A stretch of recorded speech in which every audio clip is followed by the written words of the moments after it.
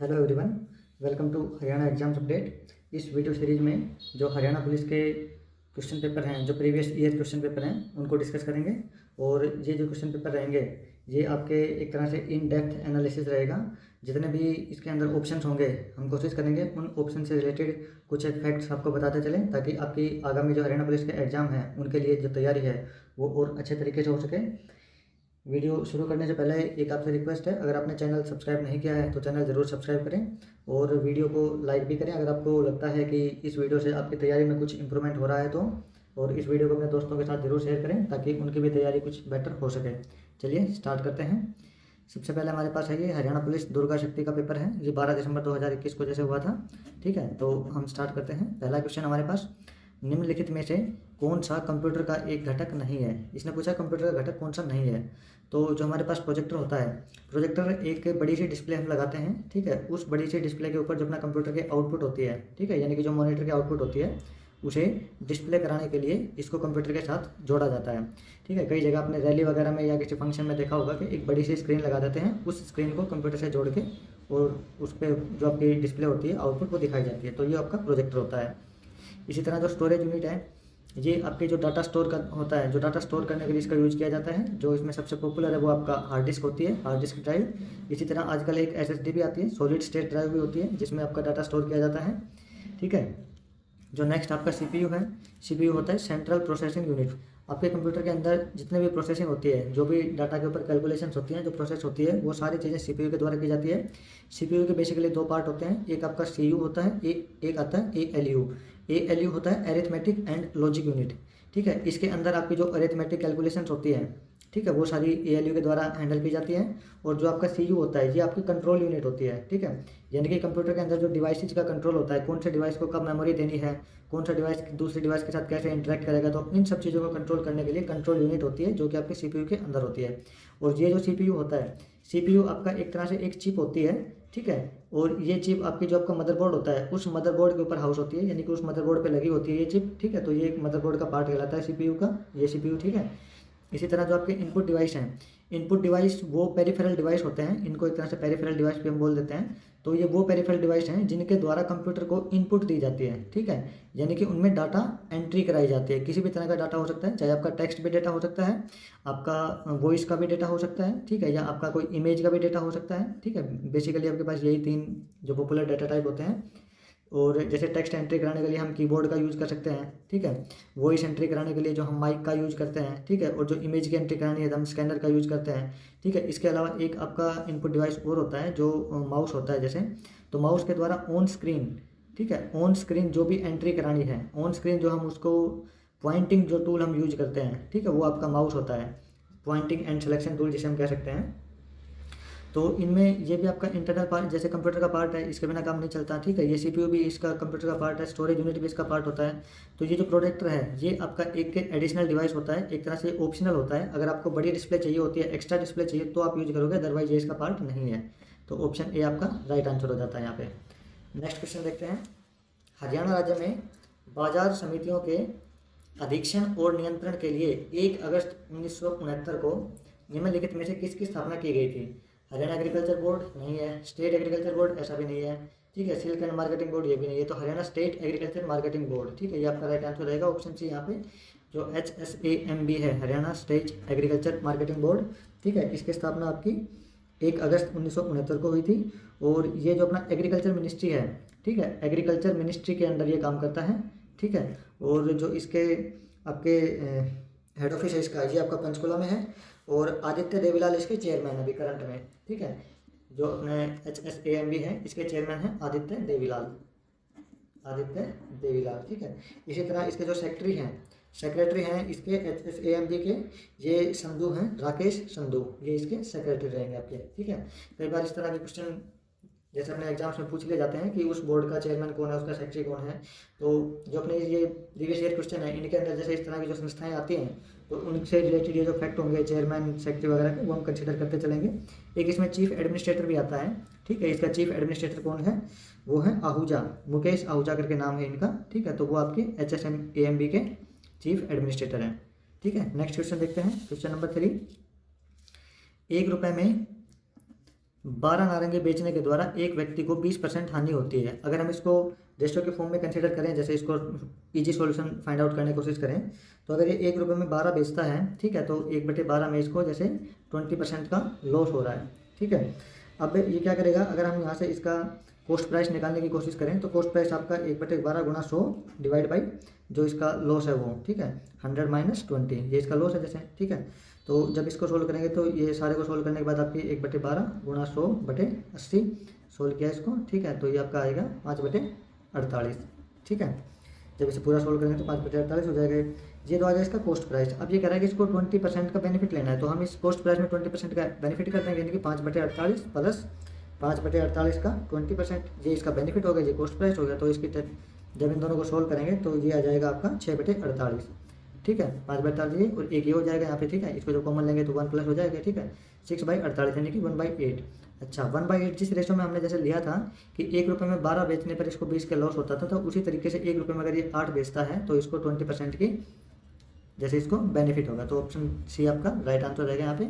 1 रुपये में उसे कितने बेचने चाहिए ताकि 20% का लाभ हो, तो उसे 1 रुपये में 8 बेचने चाहिए, ठीक है। नेक्स्ट क्वेश्चन देखते हैं।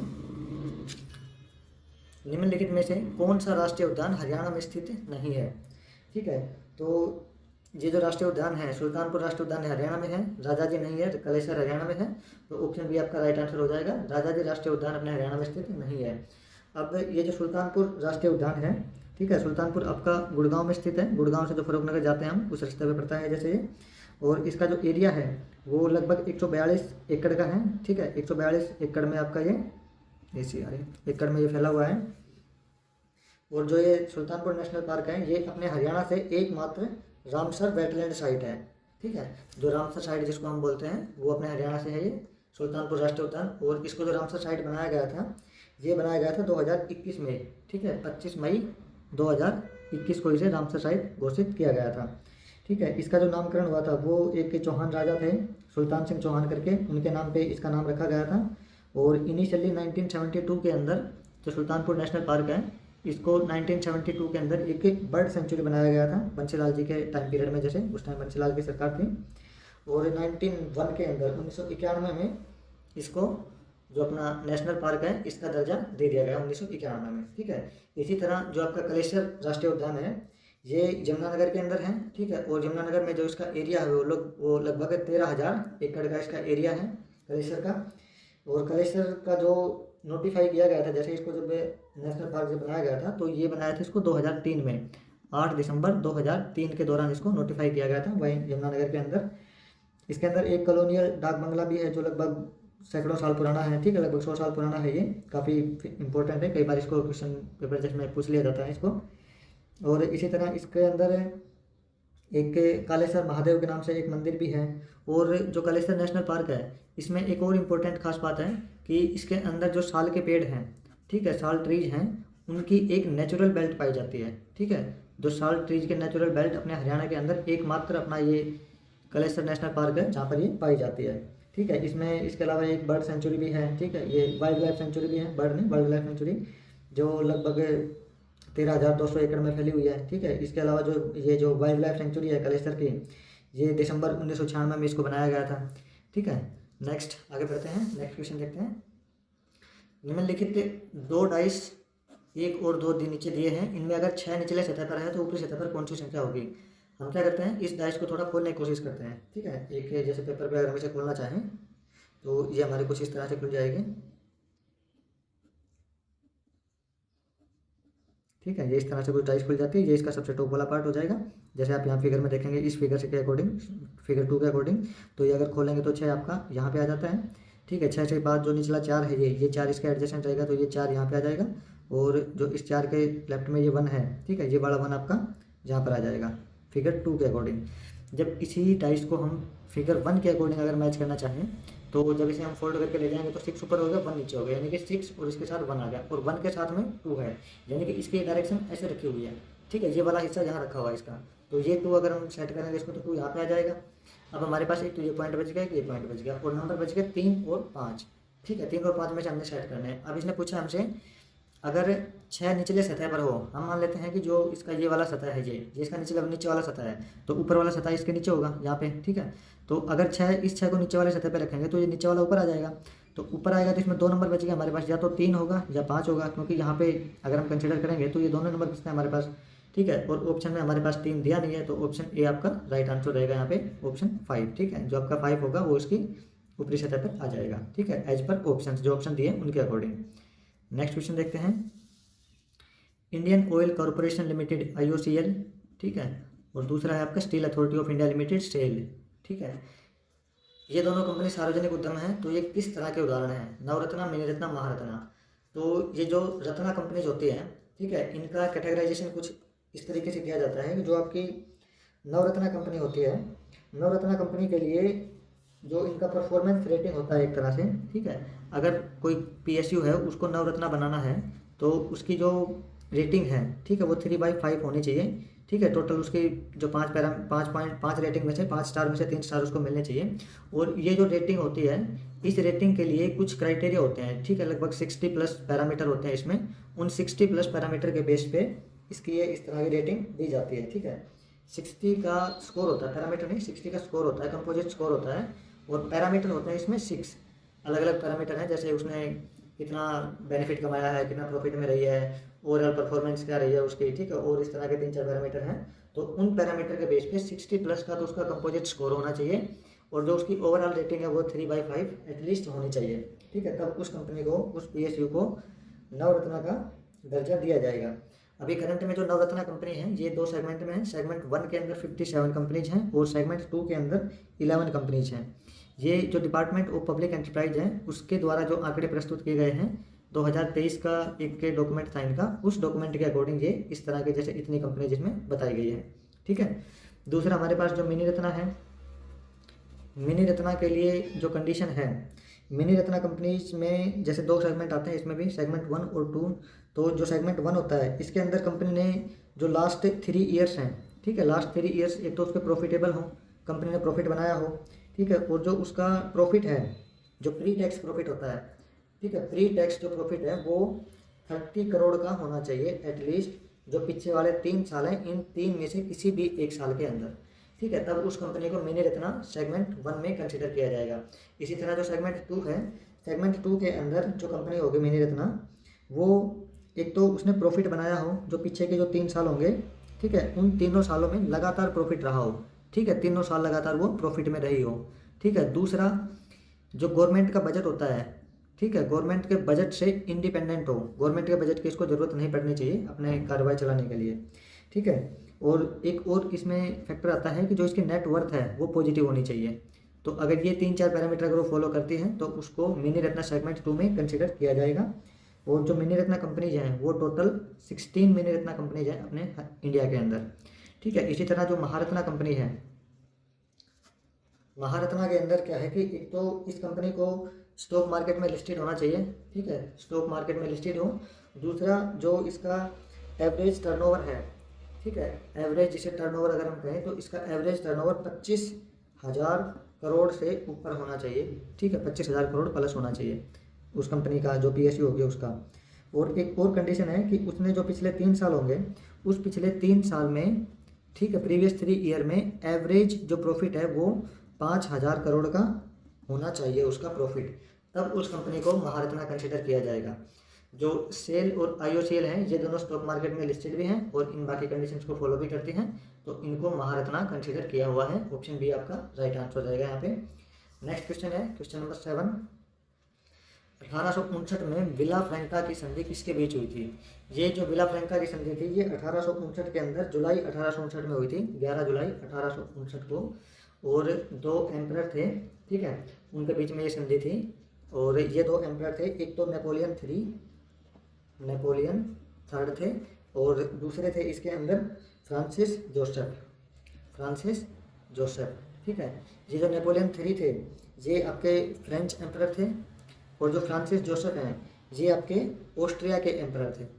ठीक है, तो ये जो संधि हुई थी ये फ्रेंच और ऑस्ट्रिया के बीच में हुई थी, तो फ्रांस और ऑस्ट्रिया, ऑप्शन ए आपका राइट आंसर रहेगा यहाँ पे।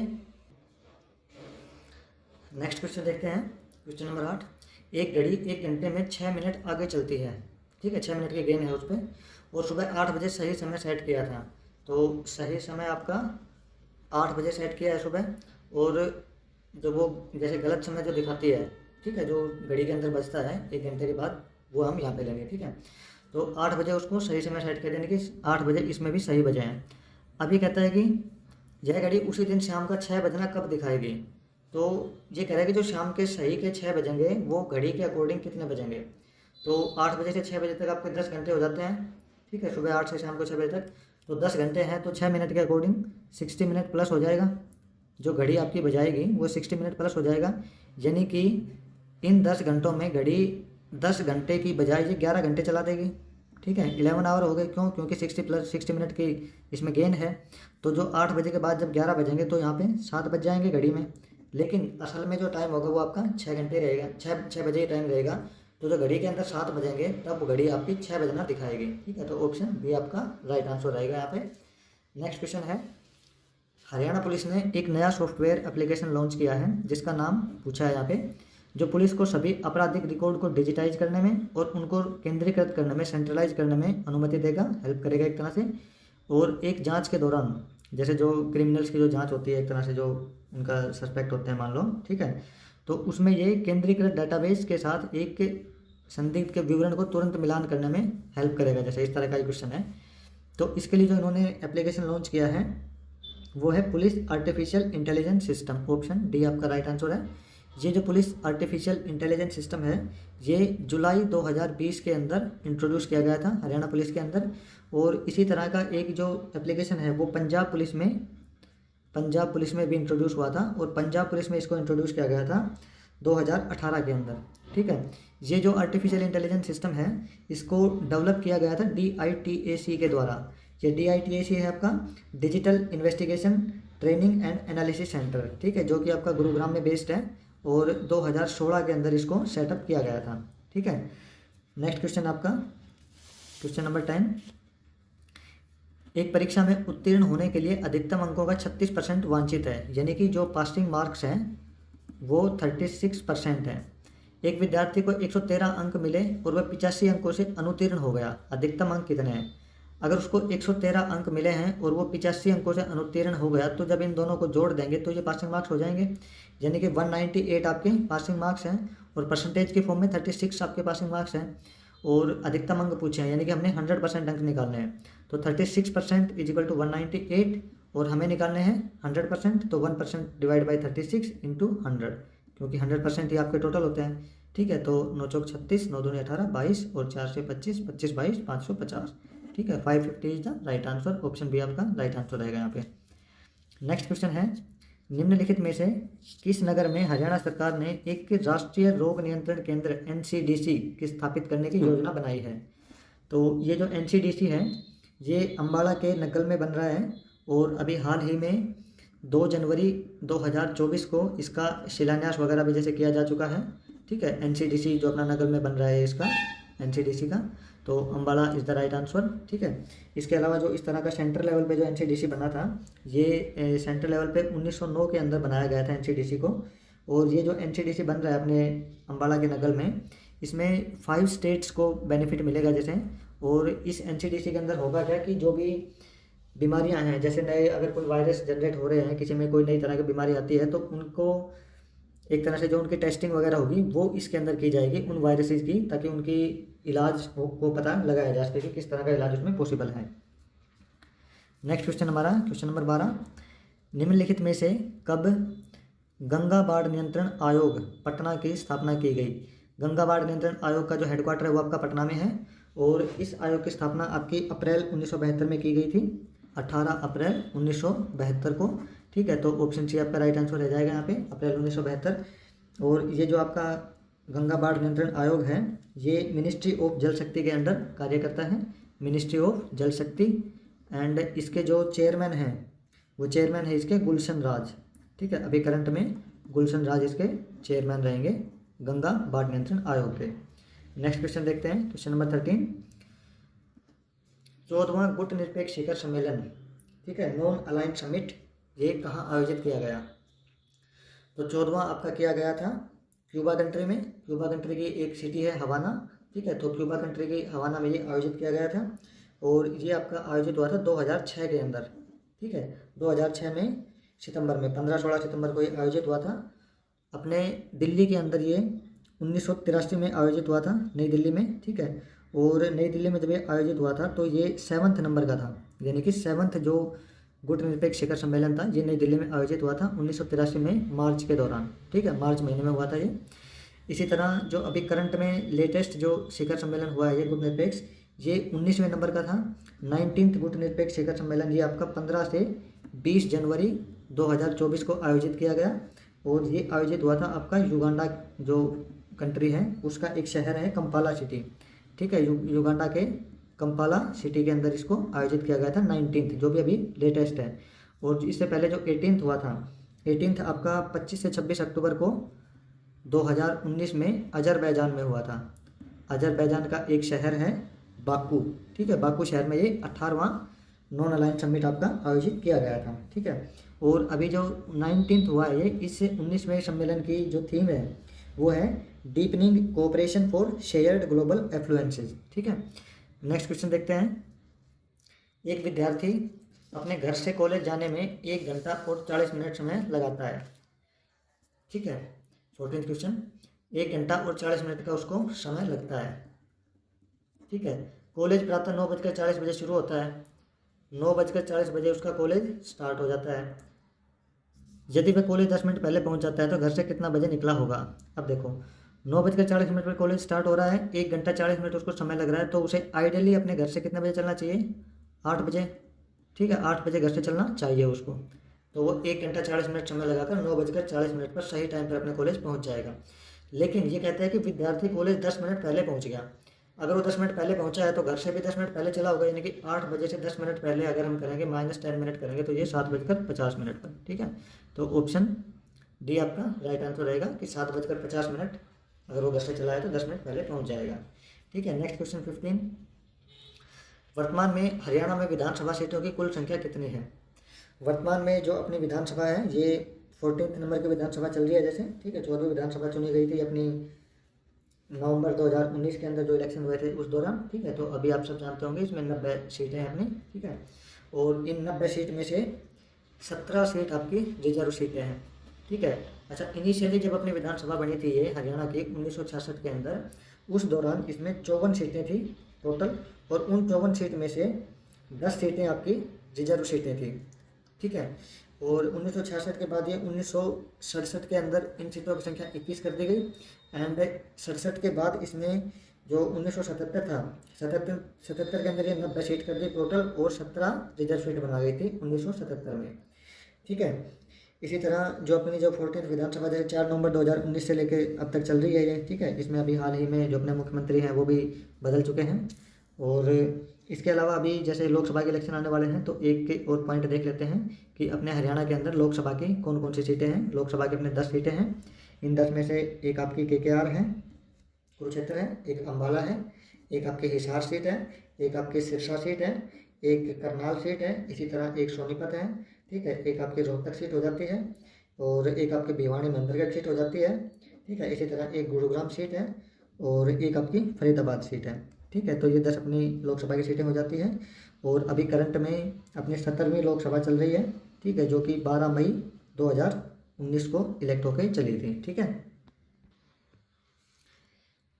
नेक्स्ट क्वेश्चन हमारे पास 16th, निम्नलिखित प्रश्न में 3 व्रत दिए गए हैं। पहला व्रत गेहूं वाले क्षेत्र को दर्शाता है, दूसरा चावल को, और तीसरा आपका चना के क्षेत्र को दर्शाता है, ठीक है। गेहूं, चना और चावल के क्षेत्र को कौन सा व्रत दर्शाएगा, तो ये आपका गेहूं हो गया, ये आपका चावल हो गया, और ये आपका चना हो गया। तो जो कॉमन बच गया इसमें ये वाला एरिया, ये इन तीनों को दर्शा रहा है, ठीक है। तो ऑप्शन ये आपका राइट आंसर रहेगा यहाँ पे, ठीक है। नेक्स्ट क्वेश्चन है, एक ब्लैंक दिया है। छोटे डाटा सुरक्षा आक्रमण की तरह एक श्रृंखला है जो एक साथ बड़े आक्रमण में परिणित होती है, यानी कि एक ये डिजिटल डाटा अटैक के बारे में यहाँ पे बात हो रही है, ठीक है। डाटा सिक्योरिटी से संबंधित है ये कह रहा है कि एक जो माइनर डाटा अटैक रहता है एक तरह से, वो टुगेदर मिलके एक लार्जर अटैक में बदल जाता है, तो वो कौन सा अटैक है, ठीक है। ये जो आपका IPR उल्लंघन है, IPR जो वायलेशन होता है, ठीक है। IPR होता है इंटेलेक्चुअल प्रॉपर्टी राइट्स, ठीक है। इंटेलेक्चुअल प्रॉपर्टी राइट के अंदर क्या आता है, जैसे जो आपके ये कॉपीराइट होते हैं, ठीक है, किसी भी जो डिजिटल डॉक्यूमेंट का कॉपीराइट हो जाता है, या किसी ने उसका पेटेंट ले लिया, ठीक है, ये वीडियोज़ के संदर्भ में आपने खूब सुना होगा कॉपीराइटेड वीडियो, ठीक है, या उसका कोई पेटेंट हो जाता है, या कोई ट्रेडमार्क हो गया, ठीक है, किसी भी सॉफ्टवेयर का ट्रेडमार्क हो गया, ठीक है, तो ये सारी चीज़ें आपकी आती है IPR के अंदर, इंटेलेक्चुअल प्रॉपर्टी राइट्स में। अगर इनका वायलेशन हो जाता है तो वो कहलाता है IPR वायलेशन।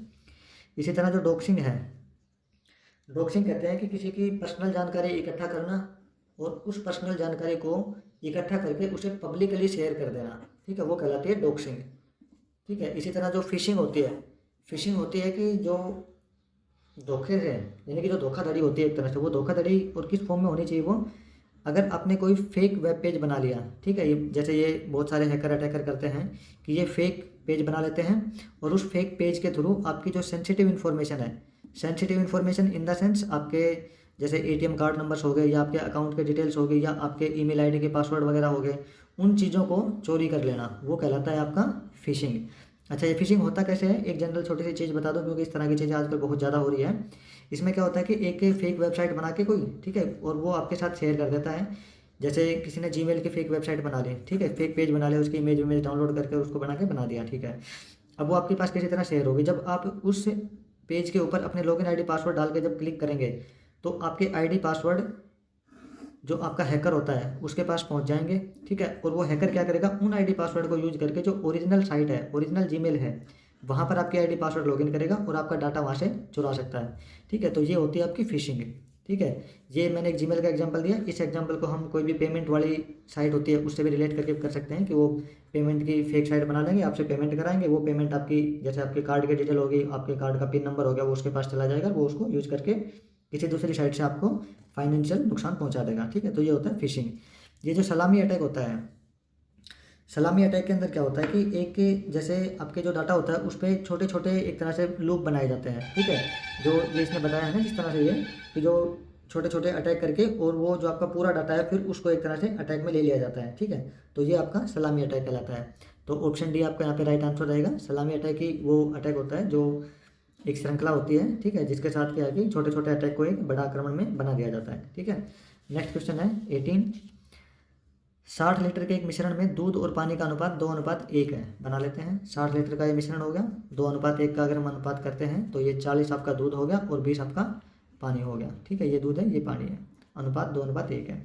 अब ये कहता है यदि दूध और पानी का अनुपात 1:2 करना है, हमने करना क्या है, 1:2 करना है, यानी कि 40 है, ये आपका 1 रहेगा और पानी हमने 2 बनाना है। जब 40 एक वैल्यू है तो 2 अगर वैल्यू बनानी होगी तो 40 दूनी 80, ठीक है, तो आपका 80 हो जाएगा पानी और 40 रहेगा आपका दूध। ये आपका बन गया नया मिश्रण, ठीक है, जैसा इसने कहा है। अब ये कहता है कि उसमें मिलाए जाने वाले पानी की मात्रा लीटर में कितनी होगी। ये रेशियो तो जब बना जब इसमें ये टोटल हमने 80 लीटर पानी कर लिया, लेकिन ओरिजिनली हमारे पास 20 लीटर पानी था, तो हमने कितना पानी और मिलाना पड़ेगा यहाँ पे 60 लीटर, ठीक है। तो ऑप्शन ए आपका राइट आंसर रहेगा। जब इसमें 60 लीटर मिलाएंगे तो इसका अनुपात 1:2 हो जाएगा। नेक्स्ट क्वेश्चन देखते हैं। निम्नलिखित में से हरियाणा की भैंस की कौन सी किस्म को भारत का काला सोना कहा जाता है। ये आप सब जानते हो, भारत के मुर्रा नस्ल की भैंस है, उसे काला सोना कहा जाता है। और भैंस का जो साइंटिफिक नेम है वो होता है बुबालुस बुबालिस, बुबालुस बुबालिस करके, ठीक है। कई बार ये साइंटिफिक नाम भी पूछ लिए जाते हैं क्वेश्चन में। नेक्स्ट क्वेश्चन हमारे पास 20। एक चक्र में वोल्टेज इस रेंज से, ठीक है, V = V0 sin omega T, और इस रेंज के लिए V = -V0 sin omega T के रूप में परिवर्तित होता है, तो उसका एवरेज मान क्या होगा। इसका एवरेज जैसे जो इसकी लिमिट है ये 0 से लेके जैसे ये जो π/ω है, ठीक है, इस π/ω से 2π/ω इसको लिमिट हो जाएगी, और इसका जो एवरेज जैसे इस फॉर्मूले से इंटीग्रेशन से निकलेगा तो ये इसका वैल्यू आ जाएगी यहाँ पे 2V0/π, ठीक है, ये फॉर्मूले से निकल जाएगा ये क्वेश्चन। नेक्स्ट क्वेश्चन हमारे पास कोल्ड ब्लडेड जानवर कौन से हैं, ठीक है, इसने कोल्ड ब्लडेड जानवर पूछे हमसे। तो कोल्ड ब्लडेड जानवर वो होते हैं जिनका जो खुद का जो बॉडी का टेम्परेचर है वो जनरेट नहीं कर पाते वो, ठीक है, बॉडी टेम्परेचर जनरेट नहीं कर पाते, वो होते हैं कोल्ड ब्लडेड, ठीक है। और हॉट ब्लडेड कौन से होते हैं, जो कि जिनकी बॉडी टेम्परेचर जनरेट कर पाती है, ठीक है, जैसे कि जो अपने ये मैमल्स होते हैं, ठीक है, एंड जो बर्ड्स होते हैं, ठीक है, मैमल्स हो गए जैसे इंसान हो गया या कुछ जानवर भी हैं, ठीक है, या बर्ड्स हो गए, ये सारे हॉट ब्लडेड हैं, ठीक है, इनके बॉडी में टेम्परेचर जनरेट होता है, ठीक है, जैसे हम इंसानों में होता है, और इनको कहते हैं होम्योथर्मस। ठीक है। जो हॉट ब्लडेड होंगे इनको होम्योथर्मस कहा जाता है, होम्योथर्मस, ठीक है। और जो कोल्ड ब्लडेड होते हैं इनको हम कहते हैं पाइकिलोथर्मस, यानी कि जो हीट जनरेट नहीं कर पाते वो पाइकिलोथर्मस कहलाते हैं। और पाइकिलोथर्मस में कौन से जानवर आते हैं? मैमल्स और बर्ड्स के अलावा, इनके अलावा जितने भी जानवर बच गए वो सारे कोल्ड ब्लडेड जानवर कहलाते हैं, ठीक है। और इनको पाइकिलोथर्मस कहा जाता है। नेक्स्ट क्वेश्चन है 22, फेसबुक को वर्ष कौन से में सोशल नेटवर्किंग सेवा और वेबसाइट के रूप में लॉन्च किया गया था, जो कि मार्क जुकरबर्ग और उनके कुछ सहयोगियों द्वारा स्थापित किया गया था? तो आपकी फेसबुक 2004 में लॉन्च हुई थी, ऑप्शन डी यहाँ पे राइट आंसर रहेगा।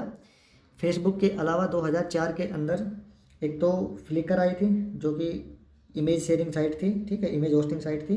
एक ऑरकुट आया था, ऑरकुट को गूगल के द्वारा लॉन्च किया गया था और 2014 में ऑरकुट को बंद भी कर दिया गया है, ठीक है। इसी तरह 2005 के अंदर एक तो आपका यूट्यूब लॉन्च हुआ था, एक आपका रेडिट आया था, ठीक है। रेडिट एक तरह से बुक मार्किंग साइट कह लो या सोशल मीडिया से प्लेटफॉर्म है, ये भी इस पर बहुत सारे लोग अपने सवाल जवाब पूछते हैं, चीज़ें शेयर करते रहते हैं। एक याहू है, ये भी आपका 2005 में आया था। एक माई स्पेस है, ठीक है, ये भी 2005 में लॉन्च हुआ था।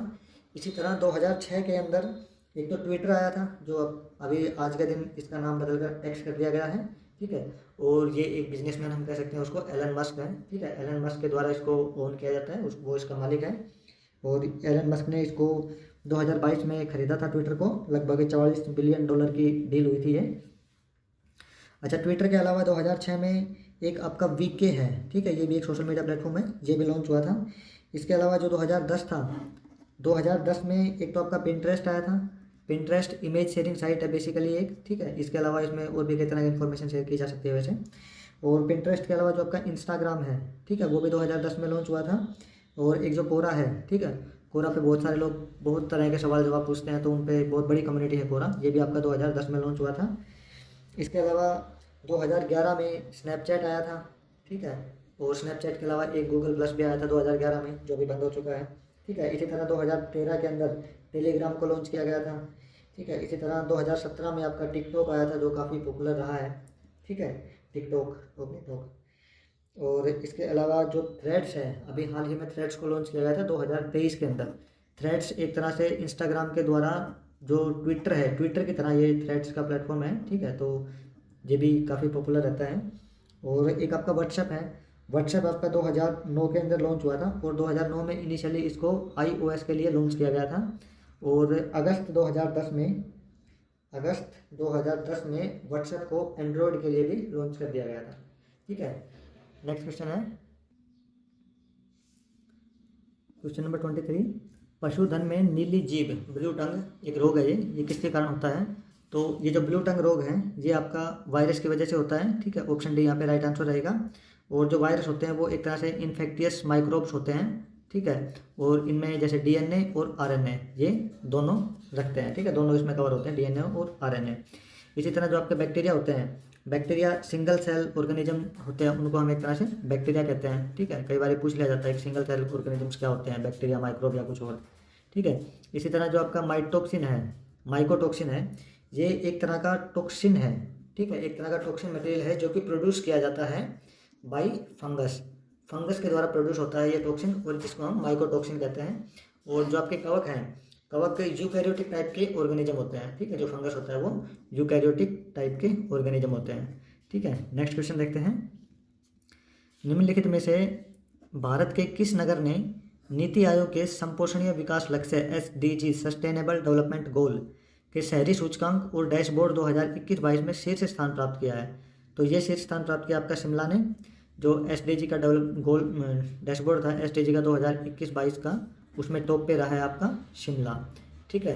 और ये जो SDG है, सस्टेनेबल डेवलपमेंट गोल्स, इसका जो टाइम लिमिट है, ठीक है, ये रखी गई है 2030 तक का इसका टारगेट है SDG को एक तरह से अकम्प्लिश करने का, ठीक है। और इसके अंदर 3 संस्थाएं हैं जो SDG में काम करती हैं। एक तो मिनिस्ट्री ऑफ स्टैटिक्स आती है यहाँ पे, ठीक है। एक आती है इसके अंदर आपका यूनाइटेड नेशन, और एक इसके अंदर ग्लोबल ग्रीन ग्रोथ इंस्टीट्यूट है, ग्लोबल ग्रीन ग्रोथ इंस्टीट्यूट, ठीक है। ये तीनों मिलके SDG के जो इंडेक्स या फ्रेमवर्क होते हैं जैसे वो जारी करते हैं। और हाल ही में जो SDG का इंडेक्स रहा है 2023 का, उस 2023 के SDG के इंडेक्स में जो अपने इंडिया के स्कोर है वो 112 आउट ऑफ 162 है।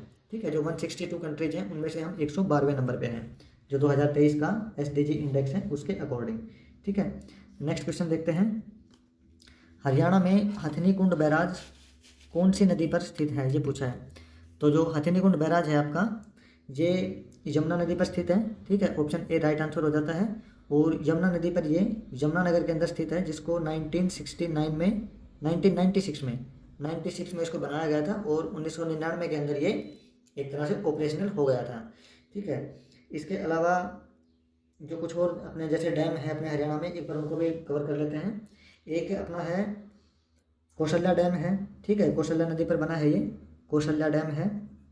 ठीक है, जो कि आपका पिंजौर में पड़ता है और पिंजौर में इसको 2012 में जैसे बनाया गया था। ठीक है, इसके अलावा एक डैम है अपना सिरसा के अंदर, और जो सिरसा में है ये O2 डैम है। ठीक है, जो कि आपका घग्गर नदी पर है और O2 डैम को बनाया गया था 1896 के दौरान। ठीक है, काफ़ी पुराना डैम है ये। इसी तरह एक और है अपना फरीदाबाद में है। ठीक है, जिसको अनंगपुर डैम कहते हैं। अनंगपुर डैम है फरीदाबाद में, इसको ग्रेविटी डैम भी कहा जाता है। ठीक है, और इसका जो बनाया गया थे 1948 के अंदर बना था आपका। ठीक है, अनंगपुर डैम। नेक्स्ट क्वेश्चन देखते हैं 26। मोहन जहाँ खड़ा है वहाँ से 7 किलोमीटर उत्तर की ओर चलता है। ये मान लेते हैं मोहन यहाँ खड़ा है, जहाँ से 7 किलोमीटर उत्तर की ओर चला ये। ठीक है, उसके बाद दाईं ओर मुड़ जाता है, ये दाईं ओर मोड़ दिया, वो सीधा 3 किलोमीटर चलता है। ठीक है, फिर दाईं ओर मुड़कर वह 7 किलोमीटर चलता है, फिर से दाईं ओर मुड़ गया यहाँ नीचे, ये 7 किलोमीटर चल गया। वह जहाँ से चला था वहाँ से अभी कितने किलोमीटर की दूरी पर है, तो यहाँ से इसकी ये दूरी पूछी है, तो ये आपकी 3 किलोमीटर दूरी हो जाएगी। ठीक है, तो ऑप्शन बी आपका राइट आंसर रहेगा, ऑप्शन सी। नेक्स्ट क्वेश्चन हमारे पास, एक कमरे में प्रत्येक व्यक्ति के साथ हाथ मिलाता है। हैंडशेक का क्वेश्चन है ये। यदि 66 बार हाथ मिलाया जाए तो कमरे में व्यक्तियों की संख्या क्या है। देखो, हैंडशेक निकालने का एक फॉर्मूला होता है सीधा NC2, इसको 66 बताया यहाँ पे। ठीक है, तो NC2 हम निकालेंगे तो n फैक्टोरियल अपॉन में 2 फैक्टोरियल इंटू n-2 फैक्टोरियल। ठीक है, यहाँ पे आएगा। तो जब इसको सोल्व करेंगे तो ये आपका बन जाएगा n इंटू n-1 n-2। ठीक है, डिवाइड बाई 2 फैक्टोरियल के 2 वैल्यू है और n-2 फैक्टोरियल है, ये कट जाएगा। n इंटू n-1 अपॉन में 2 इजिकल टू 66 है। ठीक है, तो जब इसको सोल्व करेंगे तो n into n-1 equal to 132। Solve करेंगे तो n इजिकल टू यहाँ पे एक तो आपकी 12 और 11 वैल्यू बनेंगे जैसे इसके फैक्टोरियल में। ठीक है, तो n इजिकल टू एक तो 12 आएगा और एक -11 आएगा। -11 को हम छोड़ देंगे तो n इजिकल टू 12, यानी कि 12 लोग हैं वहाँ पे। ठीक है, जिन्होंने हैंडशेक किया है, तो ऑप्शन बी आपका राइट आंसर रहेगा यहाँ पे। नेक्स्ट क्वेश्चन हमारे पास, किस प्रकार में 28 क्वेश्चन है ये, किस प्रकार में अंडाशय थैलेमस पर सर्वोच्च स्थान रखता है। तो थैलेमस के ऊपर जो अंडाशय की पोजीशन होती है उससे रिलेटेड क्वेश्चन है ये जो आपका पेरिगिनी होता है। ठीक है, पेरिगिनी में क्या होता है कि जो आपका अंडाशय होता है, ये जो ओवरीज होती है जैसे ये जो सेंटर पे होती है। ठीक है, सेंटर पे प्लेस होती है, तो वो आपकी पोजीशन कहलाती है पेरिगिनी। जो हाइपोगिनी होती है, हाइपोगिनी के अंदर होता है हाईएस्ट पोजीशन पे। ठीक है, यही आपसे क्वेश्चन में पूछा है जैसे कि हाईएस्ट पोजीशन पे कौन सा है, तो हाइपोगिनी होगा, ऑप्शन सी राइट आंसर रहेगा यहाँ पे। ये जो एपिगिनी होता है, एपिगिनी के अंदर जो थैलेमस होता है वो अराउंड द ओवरीज होता है। ठीक है, अराउंड द ओवरीज, यानी कि जो अंडाशय होता है उसके चारों तरफ होता है ये एपिगिनी के अंदर। ठीक है, नेक्स्ट क्वेश्चन हमारे पास 29। गुट निरपेक्ष आंदोलन के 5 संस्थापकों में कौन शामिल नहीं है। तो गुट निरपेक्ष के 5 संस्थापक थे, उनमें एक तो आपके क्वामल नक्रुमा थे। ठीक है, क्वामल नक्रुमा करके नाम है और ये घाना से थे। ठीक है, और दूसरे थे आपके सुकार्नो थे। ठीक है, जो कि आपके इंडोनेशिया से थे, सुकार्नो इंडोनेशिया से। और तीसरे आपके थे जवाहरलाल नेहरू जी थे, जवाहरलाल नेहरू जी अपने इंडिया से थे। और चौथे थे इसके अंदर एक इजिप्ट के प्रेसिडेंट थे, वो सेकंड प्रेसिडेंट इजिप्ट के गमाल अब्देल नासिर करके इनका नाम था जैसे। ठीक है, और जो पांचवें इसमें थे जोसेफ ब्रोज टिटो। ठीक है, जोसेफ ब्रोज टिटो, ये आपके यूगोस्लाविया से थे जैसे। ठीक है, तो रूस के स्टालिन इसमें शामिल नहीं थे, ऑप्शन ए आपका राइट आंसर हो जाएगा। रूस के स्टालिन शामिल नहीं थे जो गुट निरपेक्ष आंदोलन के 5 संस्थापक थे उनमें। ठीक है, नेक्स्ट क्वेश्चन हमारे पास, किसी फर्म के द्वारा प्रयुक्त इनपुट और उत्पादित जो आउटपुट है उसके बीच का जो संबंध होगा उसे क्या कहेंगे। ठीक है, ये आपका प्रोडक्शन फंक्शन कहलाता है, उत्पादन कार्य कहलाता है, ऑप्शन डी यहाँ पे राइट आंसर रहेगा। ठीक है, नेक्स्ट क्वेश्चन देखते हैं। इंडिका के लेखक कौन थे। इंडिका एक बुक है जैसे ये। ठीक है, तो इसके राइटर पूछे हैं हु रोट इंडिका। तो ये जो विशाख दत्त है ऑप्शन ए में, विशाख दत्त एक संस्कृत के पोइट थे, ठीक है।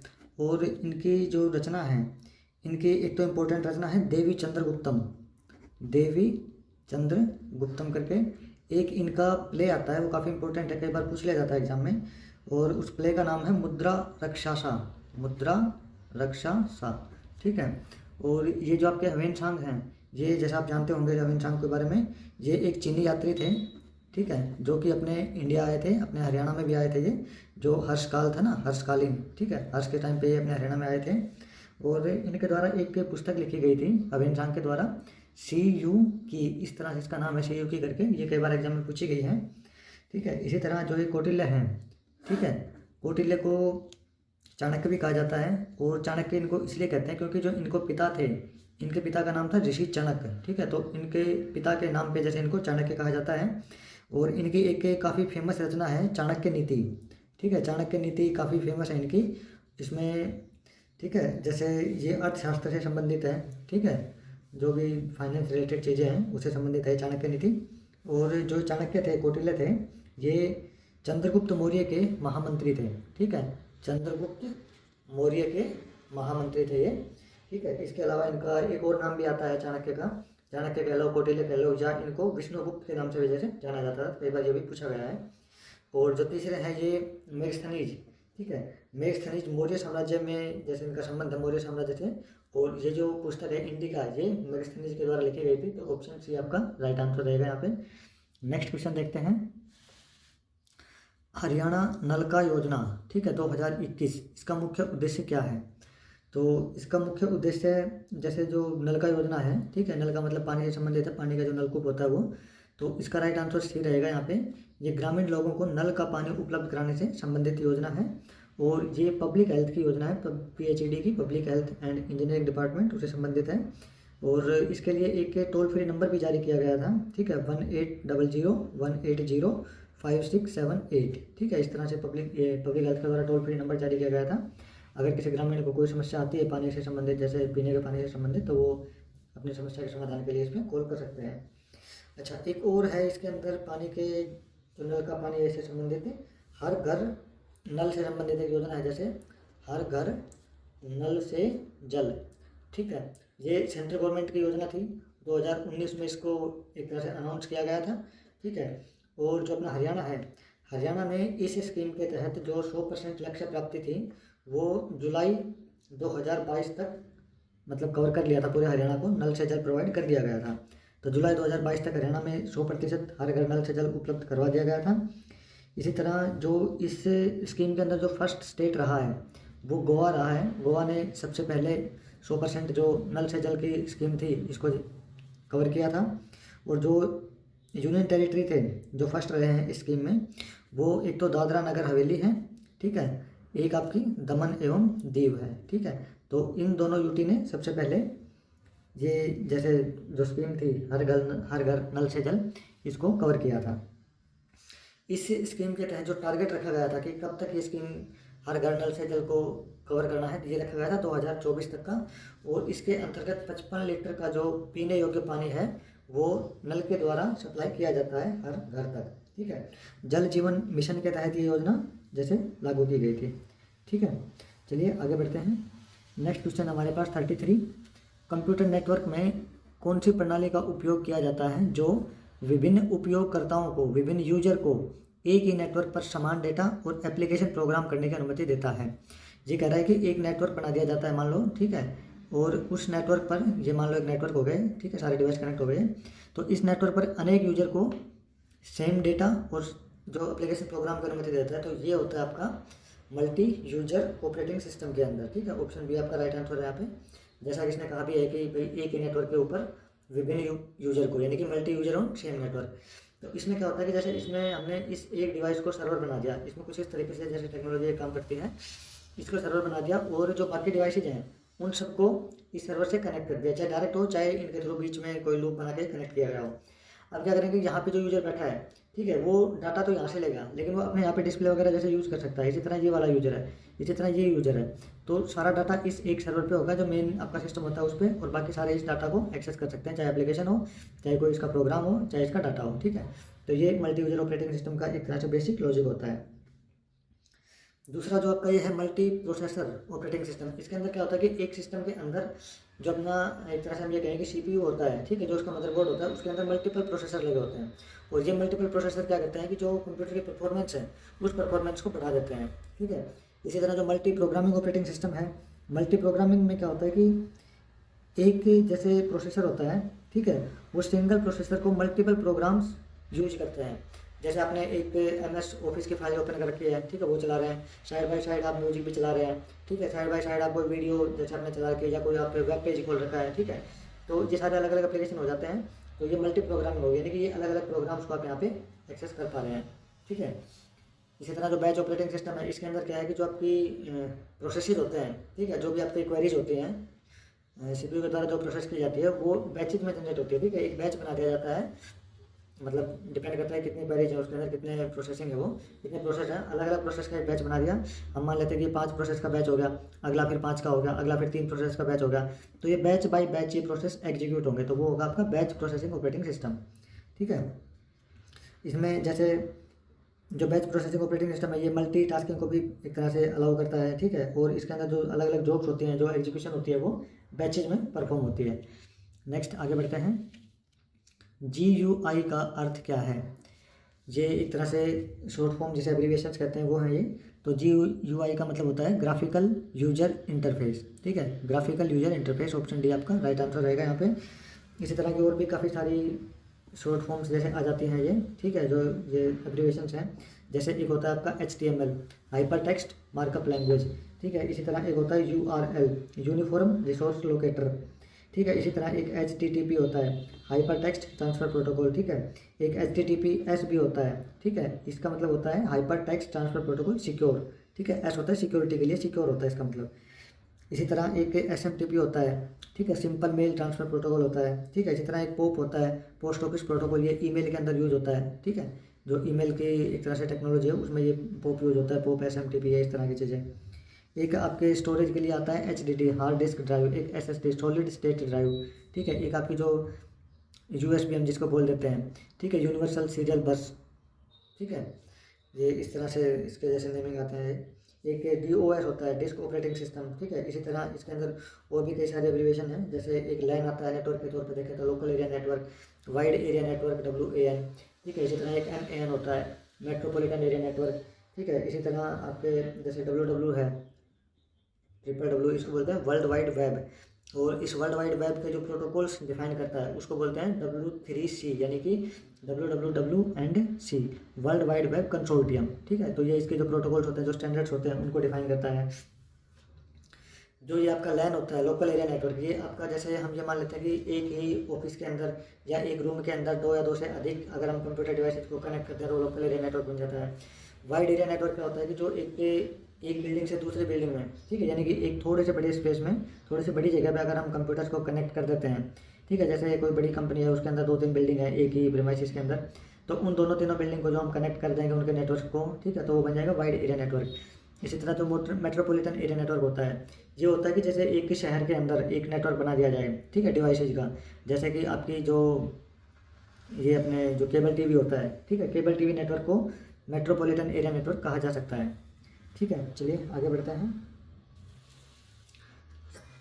सॉरी, नेक्स्ट है 35 नंबर क्वेश्चन। WWW पर हाइपर टेक्स्ट दस्तावेज, ठीक है, जो हाइपर टेक्स्ट डॉक्यूमेंट होते हैं उनको क्या कहा जाता है? तो उनको हम कहते हैं वेब पेज, ठीक है। हाइपर टेक्स्ट डॉक्यूमेंट मतलब जो भी HTTP डॉक्यूमेंट हैं आपके, ठीक है, उनको हम वेब पेज कहते हैं, ठीक है। अब जैसे कि जो गूगल आप साइट खोलते हैं google.com, तो जो वो आपके सामने वो पेज खुल के आता है वो एक HTTP डॉक्यूमेंट है, ठीक है। HTTP को कहते हैं, उसके अंदर हाइपर टेक्स्ट ट्रांसफर प्रोटोकॉल, ठीक है, जो भी टेक्स्ट का ट्रांसफर होता है वो इस प्रोटोकॉल के तहत होता है। और उसमें जो भी इन्फॉर्मेशन लिंक होती है, जैसे उनमें जो टेक्स्ट डले होते हैं या जहाँ पे उसमें लिंक बने होते हैं, किसी इमेज पे लिंक होते हैं, तो वो सारी चीज़ें हाइपर लिंकिंग कहलाती है, ठीक है। जैसे मैंने यहाँ पे Gmail लिख देता हूँ मैं, ठीक है, इस पर कई जगह आपने देखा होगा Gmail जैसे इस तरह इसके नीचे अंडरलाइन हो गया है। जब आप इस पर माउस का अपना कर्सर ले जाते हैं तो ये एक थंब सा बन जाता है, ठीक है। जैसे उस पर क्लिक करते हैं तो नए विंडो में या उसी सेम पेज में Gmail का पेज ओपन कर देता है, तो ये हो जाता है आपका हाइपर लिंकिंग, ठीक है। इस Gmail के ऊपर एक लिंक बना देना, वो हाइपर लिंकिंग हो जाती है। और ये हाइपरलिंकिंग हम करते हैं टैग्स की हेल्प से, जो HTML के टैग होते हैं। तो हाइपरलिंकिंग के लिए ए टैग यूज होता है, एंकर टैग जिसको बोलते हैं, ठीक है। ए इसके साथ इसके प्रॉपर्टीज भी होती हैं, ठीक है। कई कई तरह के एट्रीब्यूट्स लगते हैं, जैसे href होता है, या एल वगैरह, एल या टूल टिप वगैरह, कई चीज़ें होती है इसमें, ठीक है। जो वेबसाइट होती है कलेक्शन ऑफ वेब पेजेज, ठीक है। जैसे कि अगर आपने बहुत सारी वेबसाइट्स हैं, जैसे हम ये देखें कि आज तक की वेबसाइट है, तो उसमें बहुत सारे वेब पेजेज हैं। आप एक पेज पे क्लिक करेंगे वो दूसरे पे ले जाएगा, दूसरे पे करेंगे तीसरे पे चले जाओगे आप, ठीक है। यानी कि जितने भी हाइपर लिंक्स उसमें कनेक्टेड होते हैं वो सब कलेक्शन ऑफ वेब पेजेज है, ठीक है। इसी तरह जो होम पेज क्या होता है, किसी भी वेबसाइट का जो इंडेक्स पेज होता है, ठीक है, उसको होम पेज कहते हैं। बेसिकली होम पेज पे एक तरह से कुछ जो आइडेंटिफिकेशन संबंधित कह सकते हैं, जहाँ उसका मेन चीज़ें दिखाई जाती है, ठीक है। जैसे उसका आपका एक तरह से ये हो जाता है, क्या बोलते हैं उसको, जो नेविगेशन पेन वगैरह होते हैं, नेविगेशन होता है, होम अबाउट और वो सारी चीज़ें होती है, ठीक है। तो वो आपका होम पेज हो जाता है। हाइपर लिंक्स किसी भी टेक्स्ट के ऊपर लिंक लगा देना, जैसे उस पर क्लिक करोगे तो आपको किसी दूसरी जगह पे दूसरे वेब पेज को लिंक करेगा, ठीक है। तो वो हो जाते हैं हाइपर लिंक्स। आगे बढ़ते हैं। क्वेश्चन नंबर 36 हमारे पास एक ब्लैंक है, दो या दो से अधिक घटकों उपकरणों के बीच में कनेक्शन का एक सेट है, ठीक है। जो कंप्यूटर के अंदर दो या दो से अधिक आपके कंपोनेंट या डिवाइसेज होते हैं, उनको आपस में कनेक्ट करने के लिए, कनेक्शन बनाने के लिए उसे डिज़ाइन किया गया है, ठीक है। और एक से अधिक कई या सभी बिट्स को स्थानांतरित करने के लिए डिज़ाइन किया गया है। यानी कि बिट्स मतलब यहाँ डाटा से संबंधित है, कि डाटा को ट्रांसफर करने के लिए उसे डिज़ाइन किया गया है। तो वो हम कहते हैं जो कनेक्शन मीडियम है, यहाँ कनेक्शन मीडियम की बात हो रही है कि कंप्यूटर के अंदर जो कनेक्शन मीडियम है, एक पॉइंट से दूसरे पॉइंट पर जो डाटा का ट्रांसफर करेगा, तो उसके लिए क्या यूज होता है कंप्यूटर में, उसके लिए बस का यूज करते हैं, ठीक है। तो ऑप्शन सी आपका राइट आंसर हो जाता है यहाँ पे। अच्छा, बिट्स की बात आई तो मैं एक और छोटी सी चीज़ यहाँ पे मेंशन कर दूँ, बिट बाइट मेगाबिट, ये क्या होते हैं, इनकी क्या क्या टर्म्स होती हैं, ठीक है। क्या क्या इनकी जैसे यूनिट कितनी है, किसके अंदर क्या होता है, ठीक है। सबसे छोटी यूनिट होती है कंप्यूटर के अंदर बाइट, बाइट नहीं बिट होती है सबसे पहले, बिट, ठीक है। बिट होती है आपकी या तो 0 या 1, ये दो वैल्यू होती है, या तो 0 या 1, ठीक है।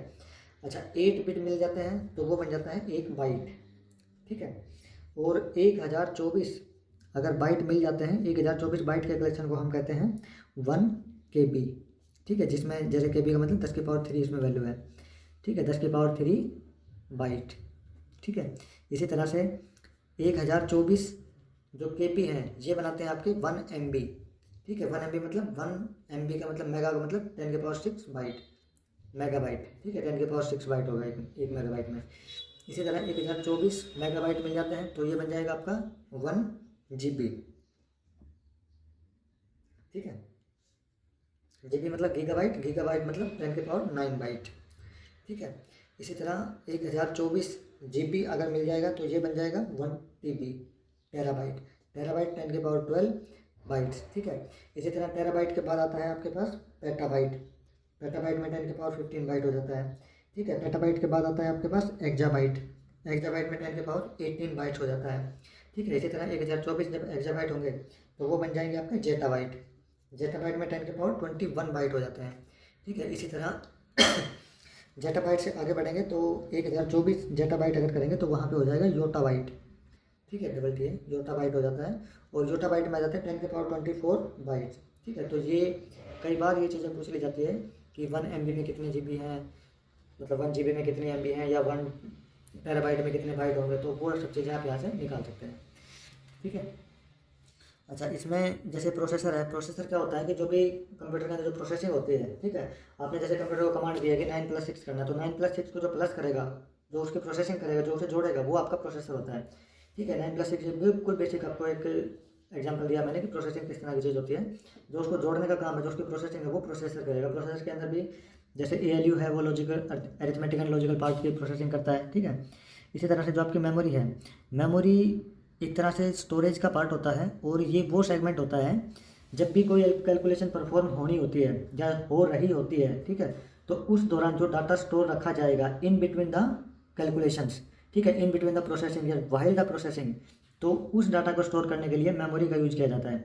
जनरली इसको जैसे ये रैम जो होती है आपकी, ठीक है, वो एक तरह से हम ये मान लेते हैं कि वो काफ़ी पॉपुलर मेमोरी है, ठीक है। ज़्यादातर अगर किसी सिस्टम के अंदर ज़्यादा रैम है, जैसे किसी सिस्टम में 8 GB रैम है और एक दूसरे में 16 GB रैम है, तो हम ये कह सकते हैं कि जो 16 GB रैम का सिस्टम है उसकी प्रोसेसिंग एफिशिएंसी ज़्यादा है। क्यों है ज़्यादा? क्योंकि वो सेम टाइम पे, ठीक है, एक किसी भी पर्टिकुलर पॉइंट ऑफ टाइम पे वो ज़्यादा, जैसे जो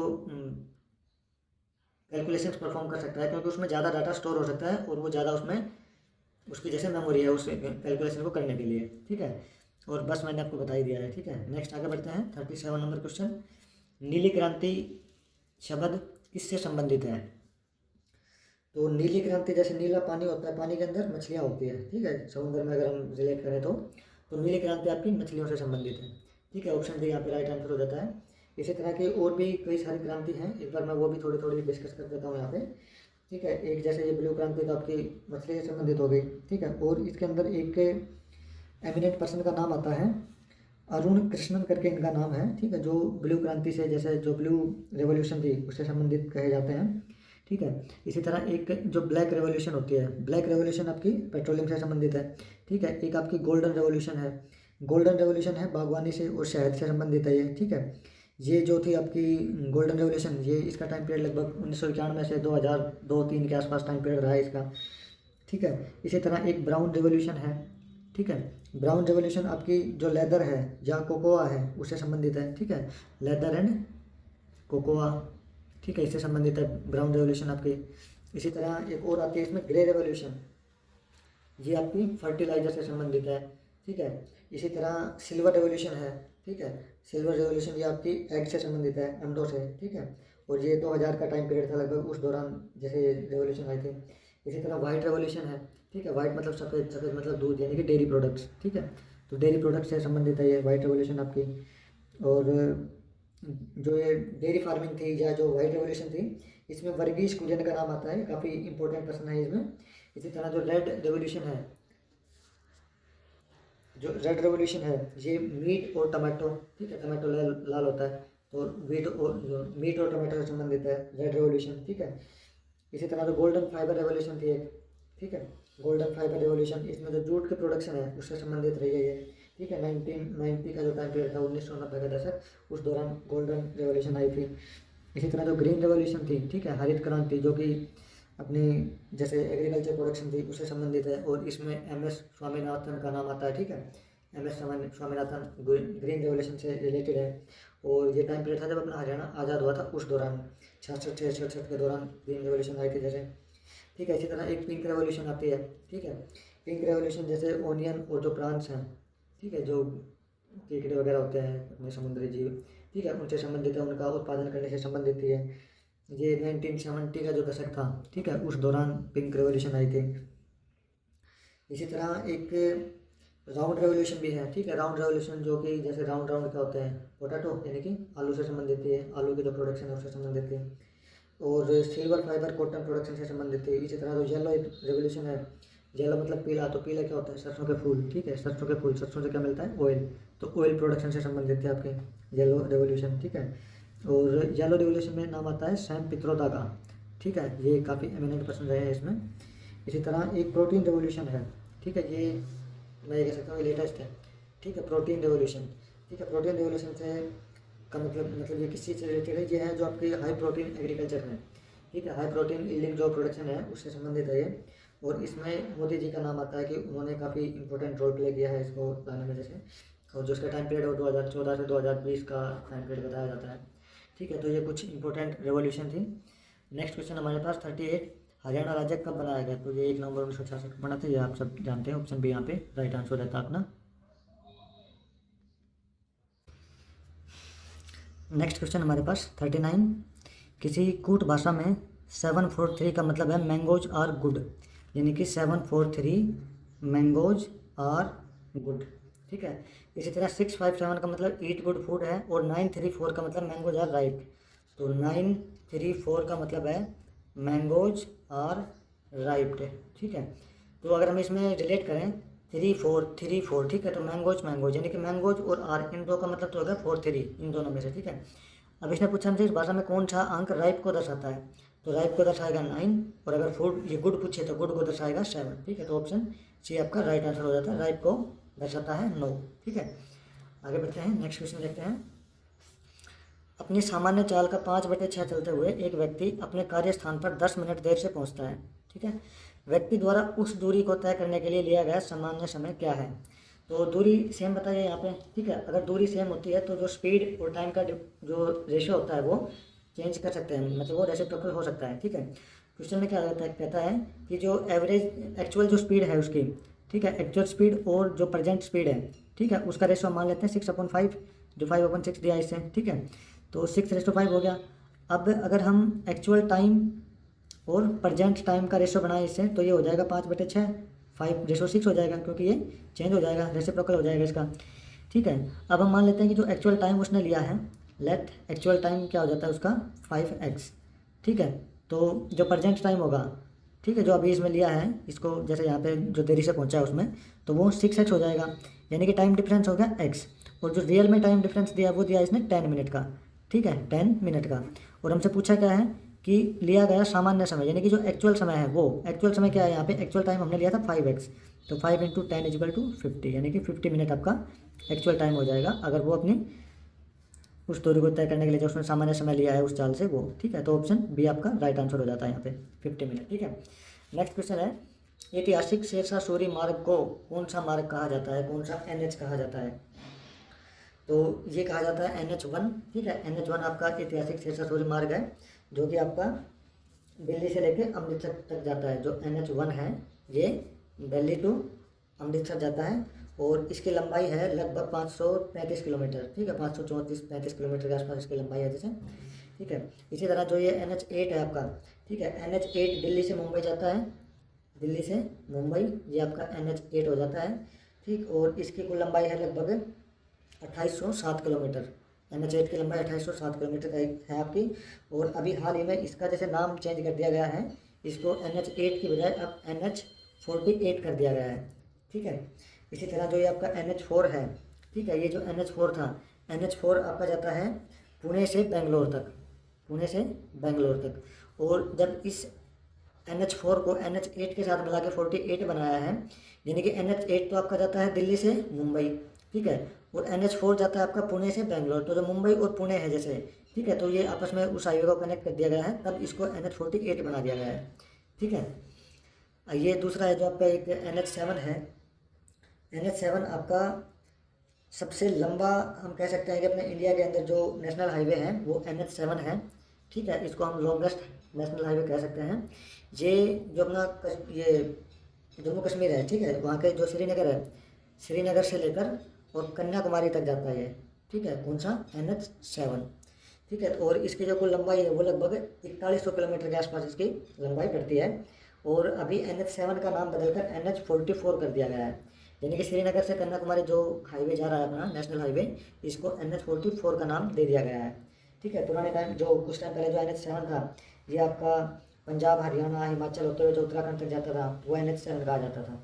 ठीक है, नेक्स्ट क्वेश्चन देखते हैं 42। भ्रष्टाचार की समस्या, काला धन, आतंकवाद और अर्थव्यवस्था में नकली करेंसी के प्रचलन से निपटने के लिए नवंबर 2016 में भारत सरकार ने क्या किया था, कौन सी पहल की थी? तो आप सब जानते हैं कि नवंबर 2016 के अंदर डिमोनेटाइजेशन किया गया था, विमुद्रीकरण किया गया था, जिसमें 500 और 1000 के नोट बंद कर दिए गए थे। ठीक है, उसके स्थान पर 500 के नए नोट और 2000 का नोट चलाया गया था, तो ये डिमोनेटाइजेशन किया गया था। ई बैंकिंग क्या होती है कि जैसे हम एक तरह से ये कह सकते हैं कि जो नेट बैंकिंग है उसको ई बैंकिंग कह सकते हैं। ठीक है, यानी कि जो डिजिटल बैंकिंग थी, हम नेट बैंकिंग या जो मोबाइल एप्लीकेशन है उसका यूज़ करके जो बैंकिंग कर सकते हैं हम, तो वो ई बैंकिंग है। GST है, गुड्स एंड सर्विसेज टैक्स, जो अपने इंडिया के अंदर मल्टीपल टैक्सेस होते थे उन सबको क्वैश करके एक तरह से एक सिंगल GST बना दिया था। ठीक है, और ये जो GST लॉन्च किया गया था ये आपका 1 जुलाई 2017 को लॉन्च किया गया था GST। ठीक है, एक जो बैंक मर्जर होता है, बैंक विलियन होता है, बैंकों का मर्ज किया जाता है। ठीक है, इसमें क्या होता है कि अलग अलग जो पब्लिक सेक्टर के बैंक होते हैं, जो गवर्नमेंट बैंक होते हैं, उनको मिलाकर एक बैंक बना जाता है। जैसे अभी कुछ टाइम पहले SBI के अंदर भी जो स्टेट बैंक की अलग अलग शाखाएं थी, जैसे स्टेट बैंक ऑफ पटियाला था, ठीक है, उसको मेन SBI में मिला दिया। तो अब स्टेट बैंक की जितनी भी रीजनल शाखाएं थी, रीजनल जो उनके नाम थे, जैसे पटियाला हो गया या कोई इलाहाबाद भी था जैसे, तो उनको एक SBI बना दिया। ठीक है, वो बैंक मर्जर था। इसी तरह से जैसे कॉरपोरेशन बैंक था, ठीक है, और एक यूनियन बैंक था, इनको मर्ज करके PNB में डाल दिया है। ठीक है, तो PNB अब इन तीनों का, जैसे तीनों का नाम अब PNB हो गया है। ठीक है, PNB मर्ज कर दिया इनको, तो ये होता है आपका बैंक मर्जर। नेक्स्ट क्वेश्चन है 43। इसमें कहता है मेरी माँ के भाई के इकलौते बेटे रिश्ते मेरे क्या हो गए। हम इसको एक बार डायग्रामेटिकली बना के देखते हैं। तो मेरी माँ के यानी कि मैं अगर देखूँ तो मेल, ठीक है, या फीमेल, अभी इसने नहीं बताया हमें कि मेल है या फीमेल है, तो हम इसको मान लेते हैं एक पॉइंट से। ठीक है, हम यहाँ पे मान लेते हैं कि मैं, ये हो गया मैं।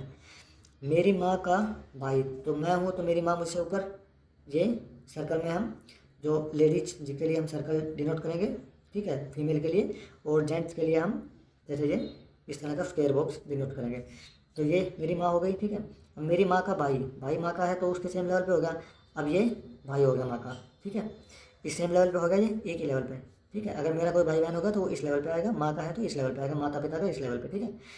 तो मेरी माँ के भाई, उसकी इकलौती बेटी, अब इनकी बेटी है तो वो नीचे आएगी, ठीक है। अब बेटी है तो हम इसको गोल करेंगे ऐसे, ठीक है, इस तरह प्रेजेंट करेंगे। अब ये मेरी माँ का भाई है तो मेरा ये क्या हो गया, ये मामा हो गया मेरा, ठीक है। अब मामा की बेटी क्या होगी, वो मेरी बहन, ठीक है, उसकी इकलौती बेटी रिश्ते मेरी क्या होगी, वो मेरी बहन हो गई, ठीक है। तो ऑप्शन सी आपका राइट आंसर हो जाएगा यहाँ पे। नेक्स्ट क्वेश्चन है 44। निम्नलिखित समरूपता को पूर्ण कीजिए, ठीक है। इन्होंने एक एनालॉजी दी है, BANISH, इसको लिखा इन्होंने MASHIB, तो आपने लिखना है HARPED। अब इसको हम कैसे लिखेंगे, देखो इसमें कैसे दिया है कि जो हम इनकी जो नंबरिंग है एक बार वो करके देखते हैं। PANIS B2 A1 N14 I9 S19 और H8, ठीक है। इसको इसने क्या बनाया, NASH और I और B, इस तरह से लिखा है इन्होंने, ठीक है। तो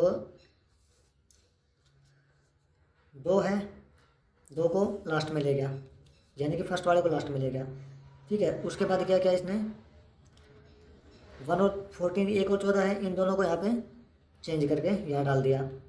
फिर है इस तरफ से जैसे, फिर ये 9 आ गया, ठीक है, यहाँ तक पहुँच गए, 9 आ गया, 9 को फिर लास्ट में ले गया।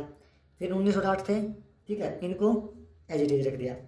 तो हम क्या करेंगे, हमने बनाना है HARPED से, तो H हमारे पास पहला था, ठीक है, H हमारा चला जाएगा लास्ट में, ठीक है। उसके बाद AR थे, AR को बदल दिया गया है RA, ठीक है। अब क्या आएगा PED, ठीक है। तो ये जो P था, P आपका यहाँ पे चला गया, और ED था, ED को एज इट इज इसके इधर लिख दिया, ये E और ये B, RAEDPH आपका बन जाता है RAEDPH, ऑप्शन बी, ठीक है। तो ऑप्शन बी आपका राइट आंसर हो जाएगा, ठीक है। नेक्स्ट क्वेश्चन देखते हैं। नेक्स्ट क्वेश्चन हमारे पास, कौन सा वार्षिक भुगतान 8% की प्रतिवर्ष की दर से 5 वर्षों में 580 के ऋण को मोचन कर देगा, यानी कि 5 वर्ष के अंदर, ठीक है, कौन सी राशि है जो 8% की दर से 580 रुपये हो जाएगी। तो हम इनको कुछ इस तरह स्टार्ट कर सकते हैं इसको, कि जो हमारा फर्स्ट ईयर होगा उसमें P हो गया, सेकेंड ईयर में P + PRT/100, ठीक है। ये उसके बाद जो आपका सेकेंड ईयर जब T = 2 होगा, यानी कि सेकेंड की जो टर्म होगी सेकेंड ईयर की, तो उसमें अगेन P + PRT/100, ठीक है। जब 3 होगा, जब P + PRT फिर 100, ठीक है, PRT/100, और जब T = 4 है, ठीक है, जब फोर्थ ईयर होगा उसमें तो P + PRT/100, ठीक है। तो जो 5वां साल होगा, ठीक है, उसी तरह जैसे इसका भी P + PRT/100 5 साल में हो जाएगा पूरा। जब इसको सारे को हम ऐड करेंगे तो ये आपके पास 1 2 3 4 5 P हो जाएंगे, 5P प्लस, जब इसको पूरे को ऐड करेंगे तो ये बन जाएगा आपके पास 8P + 16P + 24P + 32P, जब इसका एल्सियम ले लेंगे अपन, ठीक है, उसके नीचे 100, और जब इसको सॉर्ट आउट करेंगे तो यहाँ पे ये 500P हो जाएगा। तो 500P + 8 16 24 और 32, ये हो जाएगा आपका 80, ठीक है, 80P/100, तो ये हो जाएगा 580P/100, यानी कि जो टोटल वैल्यू बनेगी वो 580P/100 बन जाएगी, ठीक है। अब इसने पूछा कि 580 का ऋण बनाएगा वो, ठीक है, तो यहाँ पे तो 580 P/100, ठीक है, ये कितना हो जाएगा आपका, जब यहाँ से हम P की वैल्यू निकालेंगे, इसको 580 के इक्वल रखेंगे तो यहाँ से ये कट जाएगा और यहाँ पे P = 100 आ जाएगा, ठीक है। तो यानी कि जो आपका इनिशियल P था, ठीक है, जो प्रिंसिपल आपने लिया था वो कितना हो जाएगा 100, कि जो 100 का सम है वो पहले साल में इतना, दूसरे में इतना, तीसरे में इतना, चौथे में इतना, इस तरह से ये 5 साल में 580 रुपये हो जाएगा आपका। तो P की वैल्यू यहाँ पे 100 आ जाएगी, ऑप्शन बी आपका राइट आंसर रहेगा, ठीक है।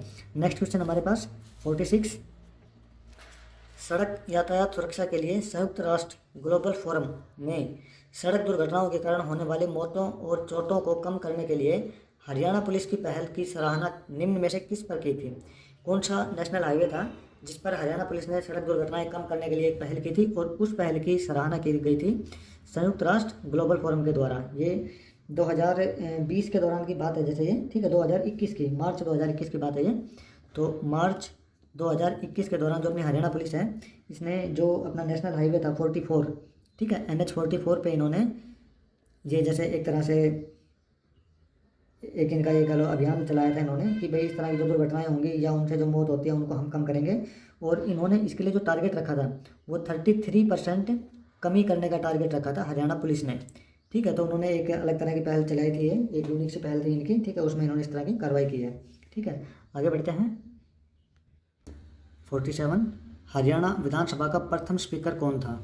तो हरियाणा विधानसभा का जो प्रथम स्पीकर था वो शन्नो देवी थी। ऑप्शन ए आपका राइट आंसर है यहाँ पे।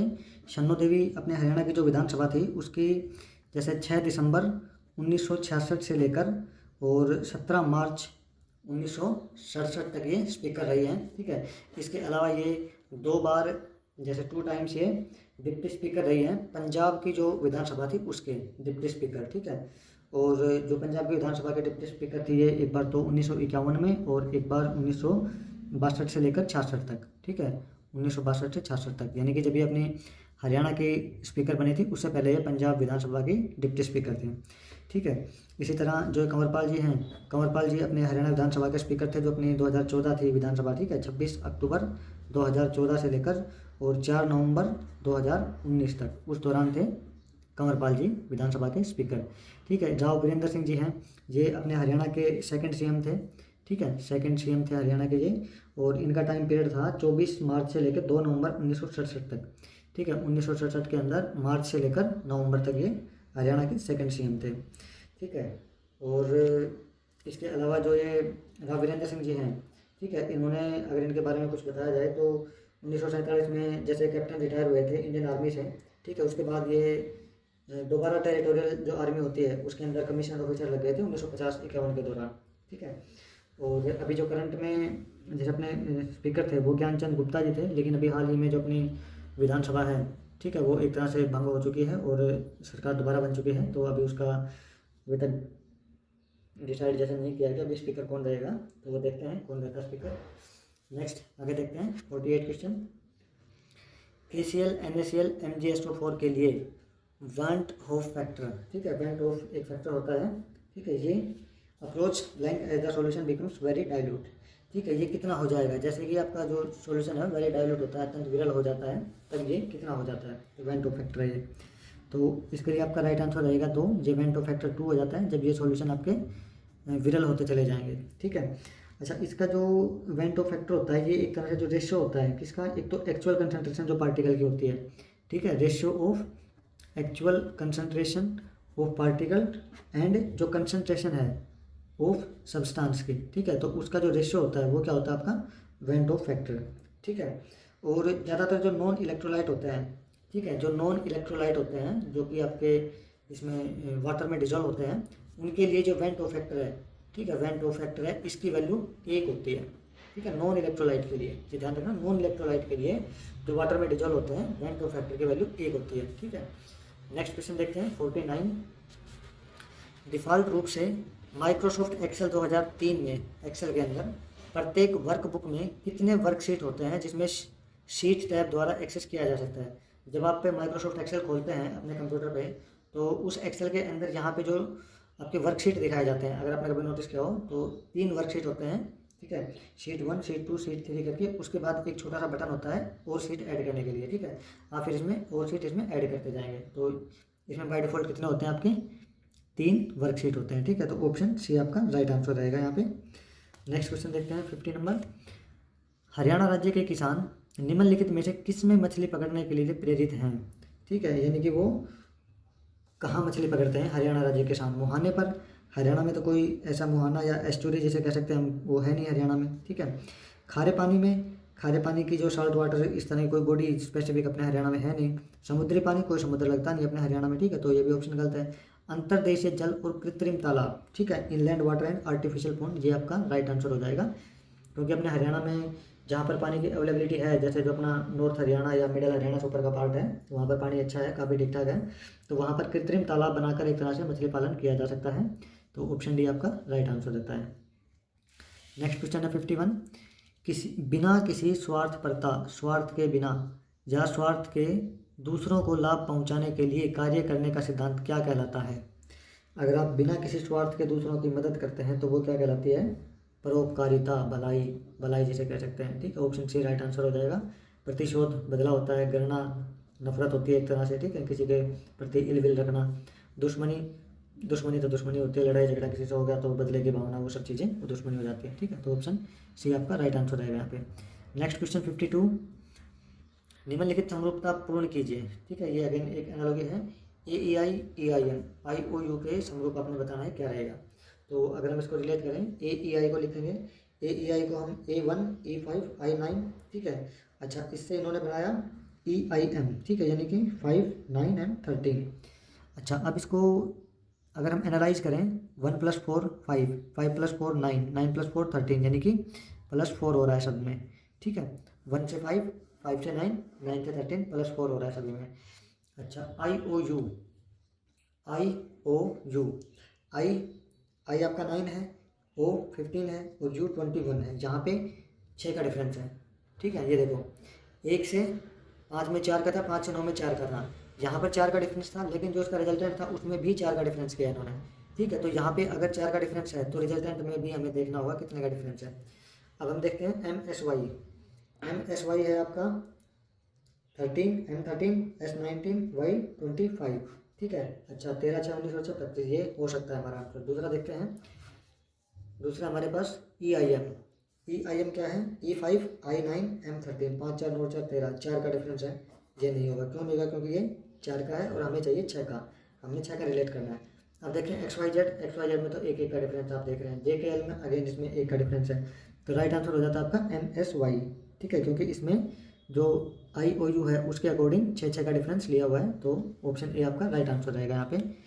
नेक्स्ट क्वेश्चन 53, एक व्यक्ति 3 किलोमीटर पूर्व की ओर जाता है, ये व्यक्ति खड़ा हो गया, ये 3 किलोमीटर पूर्व की ओर चला, ये इसकी पूर्व डायरेक्शन हो गई, 3 किलोमीटर चल गया, ठीक है। फिर 2 किलोमीटर उत्तर की ओर जाता है, जहाँ से 2 किलोमीटर उत्तर हो गया, ये 3 हो गया, ये 2 हो गया, ठीक है।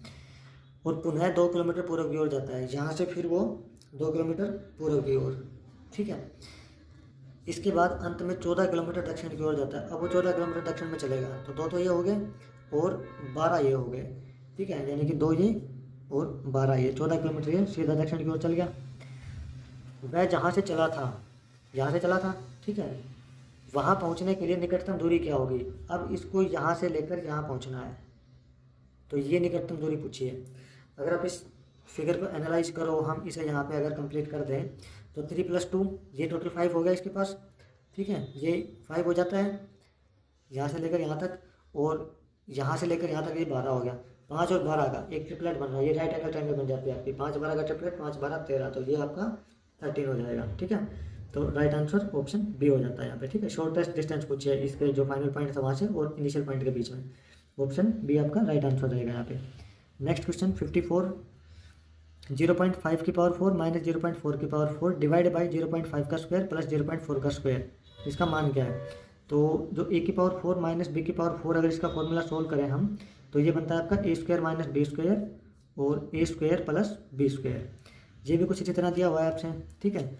अगेन जब इसको हम सोल्व करेंगे तो इसने दिया 0.5 की पावर 4 माइनस इसकी पावर 4, ये बनाएंगे तो 0.5 की पावर 2, ठीक है, माइनस 0.4 की पावर 2 और प्लस वाला सेगमेंट हो जाएगा 0.5 की पावर 2 प्लस 0.4 की पावर 2 डिवाइड बाई, ये नीचे ये वैल्यू दे रखी है इन्होंने, यानी कि 0.5 इसका स्क्वायर प्लस 0.4 इसका स्क्वायर, ये इसने डिवाइड दे रखा है। ये जो ऊपर वाला था ये तो आपकी पावर 4 का यहाँ पे खुल गया हमारा, ठीक है, इसका फॉर्मूला खोल दिया, और नीचे वाली वैल्यू इसने दे रखी थी।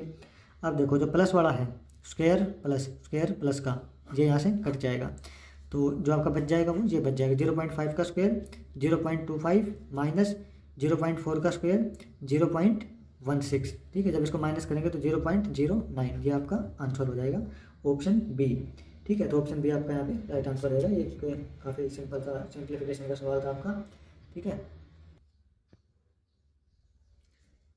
नेक्स्ट क्वेश्चन देखते हैं 55, निम्नलिखित में से किसमें जलीय वातावरण में अनुक्रम प्रारंभ होता है। अनुक्रम मतलब एक तरह से जो सक्सेशन स्टार्ट होता है वो कौन से एनवायरनमेंट में होता है, ठीक है। तो जो आपका मेसार्च है, मेसार्च में जो एक तरह से क्या कह सकते हैं हम, ये जो अनुक्रम है, ठीक है, ये जो सक्सेशन है ये स्टार्ट होता है अगर जो एडिक्वेट मॉइस्चर प्रेजेंट होता है, ठीक है। मेसार्च के अंदर क्या है कि जो एडिक्वेट मॉइस्चर प्रेजेंट होता है इसमें, ठीक है, एडिकेट मॉइस्चर प्रेजेंट होता है मेसआर्च के अंदर, वहाँ पर ये आपका सक्सेशन स्टार्ट होता है। इसी तरह जो हाइड्रार्च है, ठीक है, हाइड्रार्च एक तरह से वहाँ होता है जैसे जहाँ पे ये जो हाइड्रोशियर होता है, ठीक है, हाइड्रोशियर से बनता है ये हाइड्रार्च, ठीक है। और इसके अंदर जनरली जो आपका एक्वाटिक लाइफ होती है, ठीक है, एक्वाटिक लाइफ होती है, ठीक है, तो वो जो आपका सक्सेशन होता है वो हाइड्रार्च में होता है, ठीक है। हाइड्रा मतलब हाइड्रो, हाइड्रो मतलब पानी, पानी से रिलेटेड है किसी तरह, ठीक है। तो इस तरह आप इसको रिलेट कर सकते हैं। तो इसने आपसे जलीय वातावरण का पूछा है, तो हाइड्रार्च आपका ऑप्शन से यहाँ पे राइट आंसर रहेगा। ये जो जेराच होता है, ठीक है, ये जेराच एक तरह से जो सूखी ज़मीन होती है, ठीक है, जेराच का जो सक्सेशन होगा वो आपका जो बेयर ड्राई ग्राउंड होता है, ठीक है, जो सूखी ज़मीन होती है उसके अंदर जो सक्सेशन स्टार्ट होगा वो आपका जेराच का रहेगा। और ये जो लिथोसेयर है, लिथोसेयर, लिथो मतलब जो एक तरह से चट्टान है, लिथो मतलब चट्टान, ठीक है, तो जो चट्टानों के ऊपर जो आपका वंशाक्रम ये अनुक्रम जो स्टार्ट होता है, ठीक है, उसको हम लिथोसेयर बोलते हैं, ठीक है, जो चट्टानों में स्टार्ट होता है, ठीक है। नेक्स्ट क्वेश्चन देखते हैं, निम्नलिखित में से कौन सा एक इनपुट डिवाइस नहीं है।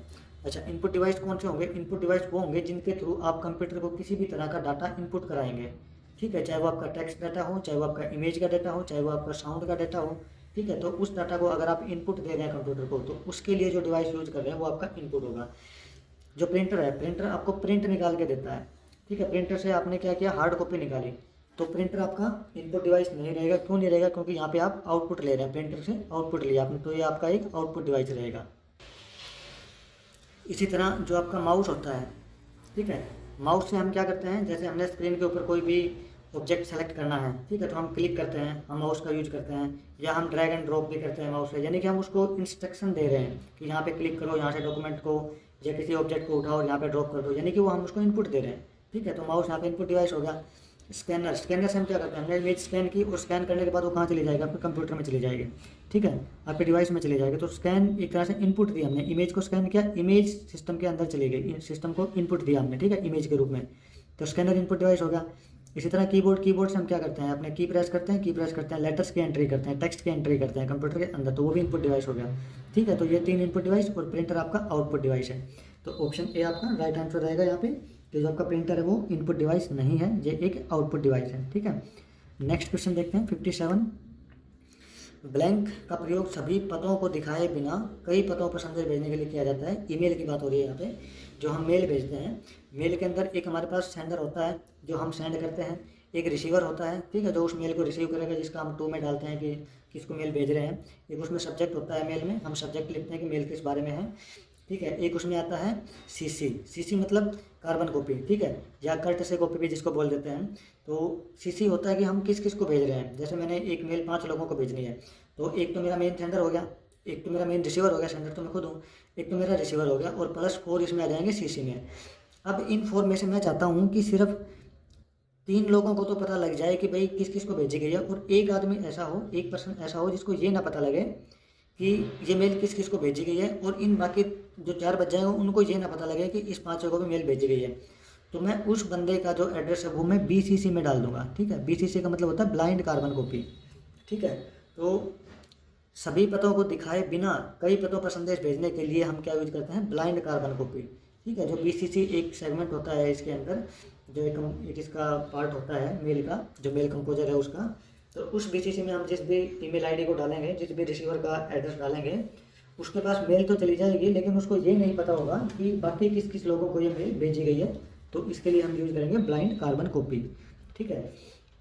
अटैच फाइल यूज करते हैं हम उस मेल के साथ कोई अटैचमेंट लगाने के लिए, कोई डॉक्यूमेंट अटैच करना है, कोई वॉइस अटैच करनी है, ठीक है। सब्जेक्ट मैंने आपको बताया दिया उसके बारे में, सब्जेक्ट लिखने के लिए, ठीक है। नेक्स्ट क्वेश्चन देखते हैं 58। निम्नलिखित में से किसे हाल ही में कौशल रोजगार निगम हरियाणा का मुख्य कार्यकारी अधिकारी CEO नियुक्त किया गया है। तो ये 2021 के आसपास की बात है, ठीक है, क्योंकि एग्जाम उसी टाइम का है। तो 2021 में जो कौशल रोजगार निगम है वो बनाया गया था, ठीक है। जो HKRN है अपना, हरियाणा कौशल रोजगार निगम, इसको कंपनीज एक्ट 2013 के तहत इसको इस्टेब्लिश किया गया है, ठीक है। और इसका जो इस्टेब्लिशमेंट था ये किया गया था 13 अक्टूबर 2021 को, ठीक है। उस दौरान जो इनकी CEO थी वो थी शरणदीप कौर बराड़, ठीक है। तो ऑप्शन ए यहाँ पे राइट आंसर रहेगा। और अभी करंट में जो इसके CEO हैं HKRN के, इसके CEO हैं अमित खत्री, ठीक है। अमित खत्री CEO हो जाते हैं अपने HKRN के। और HKRN के जो चेयरमैन हैं चीफ सेक्रेटरी श्री संजीव कौशल, ठीक है। संजीव कौशल चीफ सेक्रेटरी हैं HKRN के, ठीक है। नेक्स्ट क्वेश्चन देखते हैं। मुद्रास्फीति को नियंत्रित करने के लिए ईरान सरकार ने निम्नलिखित में से कौन सी मुद्रा शुरू की थी? तो उनके द्वारा टोमान मुद्रा शुरू की गई थी, ऑप्शन ए यहाँ पे राइट आंसर रहेगा। और ये जो टोमान है, एक टोमान 10 रियाल के बराबर होती है, ठीक है। इसी तरह जो ये रियाल है ये ब्राज़ीलियन मुद्रा है, रियाल ब्राज़ीलियन रियाल जैसे इसका नाम है। और जो पाउंड स्टर्लिंग है ये यूके की मुद्रा है, यूनाइटेड किंगडम, ठीक है, ब्रिटेन यूके की मुद्रा है pound sterling. Option A right answer रहेगा यहाँ पे।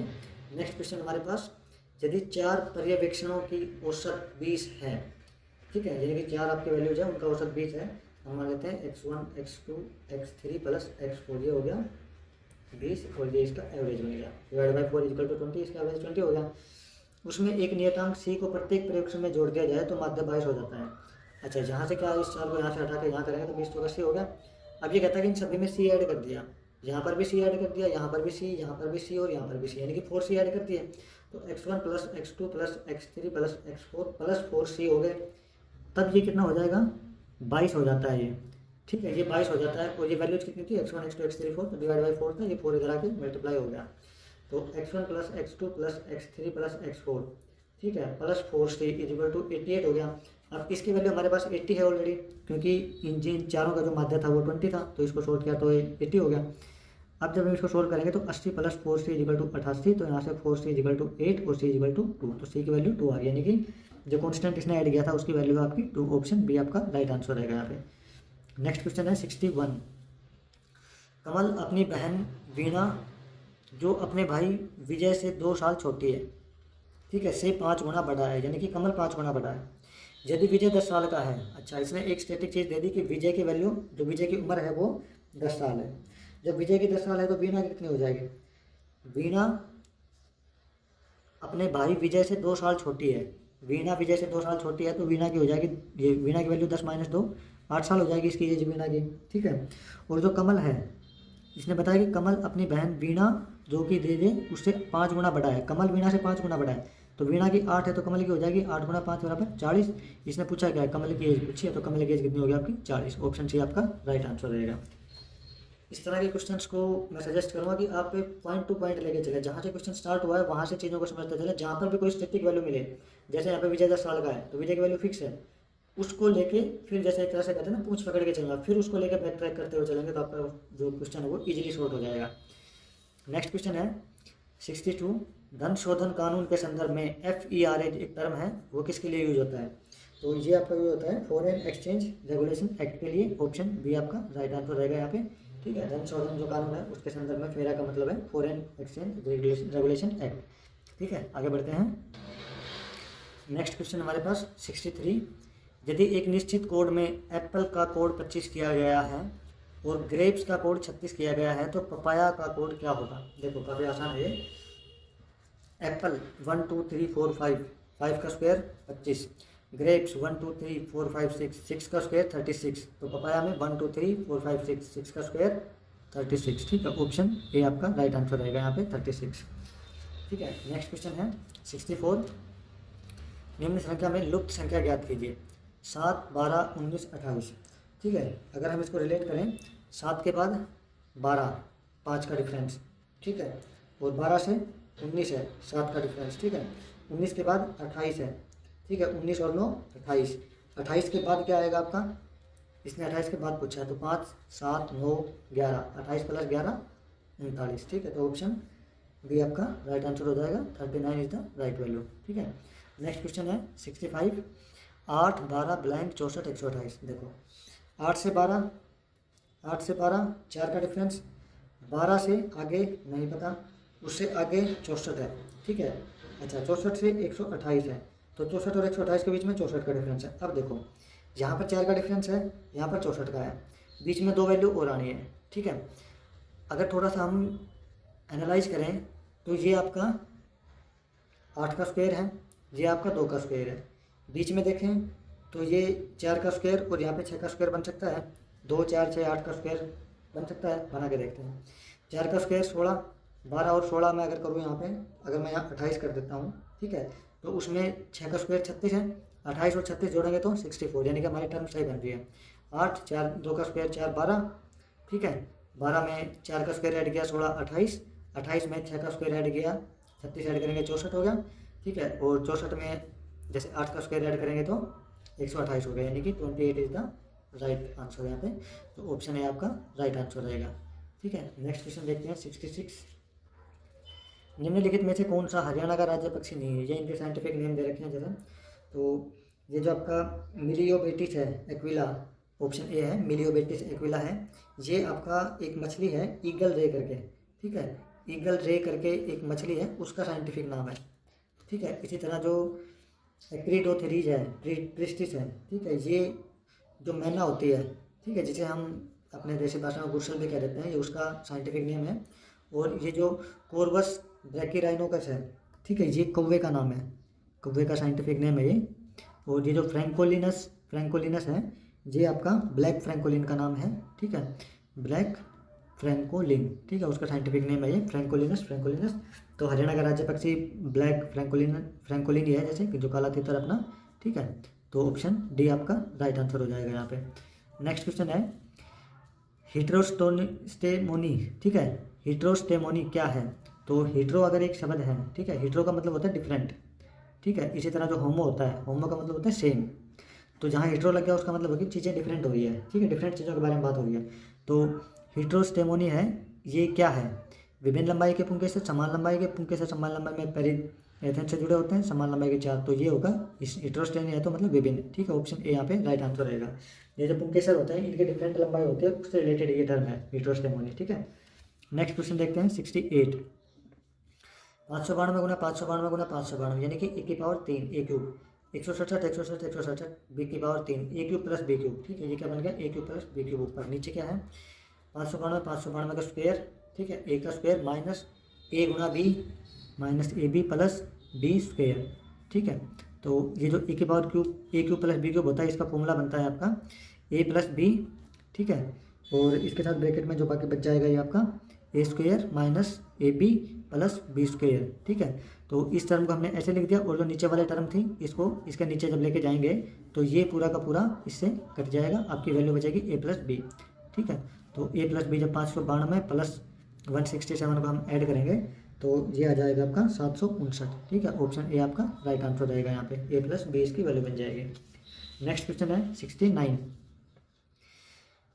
पी क्यू आर एस और टी 5 विद्यार्थी हैं, एक बेंच पर बैठे हैं, ठीक है। पी और क्यू एक साथ बैठे हैं, टी और आर एक साथ बैठे हैं, पी एकदम बाईं ओर बैठा है, अच्छा क्यू एकदम दाहिने से दूसरे स्थान पर बैठा है, पी और क्यू के बीच में कौन बैठा है? चलो एक बेंच पे बैठाने की कोशिश करते हैं। 5 बच्चे हैं, 1 2 3 4 और ये 5 आपका, ठीक है। इसने कहा है कि पी एकदम बाईं ओर बैठा है, जो चीज़ फिक्स है पहले उसको लेंगे, तो ये हो गया पी, ठीक है। अच्छा क्यू एकदम दाहिने से दूसरे स्थान पर बैठा है, यानी कि यहाँ पे क्यू हो गया, ठीक है। अब ये कहता है टी और क्यू एक साथ बैठे हैं, यानी कि टी और क्यू एक साथ बैठेंगे, टी या तो यहाँ पे बैठेगा या टी यहाँ बैठेगा। इसी तरह टी और आर एक साथ बैठे हैं, अच्छा जब टी और आर एक साथ बैठेंगे तो टी यहाँ तो बैठ नहीं सकता, क्योंकि यहाँ पे अगर आर टी यहाँ पे बैठेगा तो आर यहाँ बैठना चाहिए, यानी कि टी यहाँ बैठेगा, टी फाइनल हो गया यहाँ पे।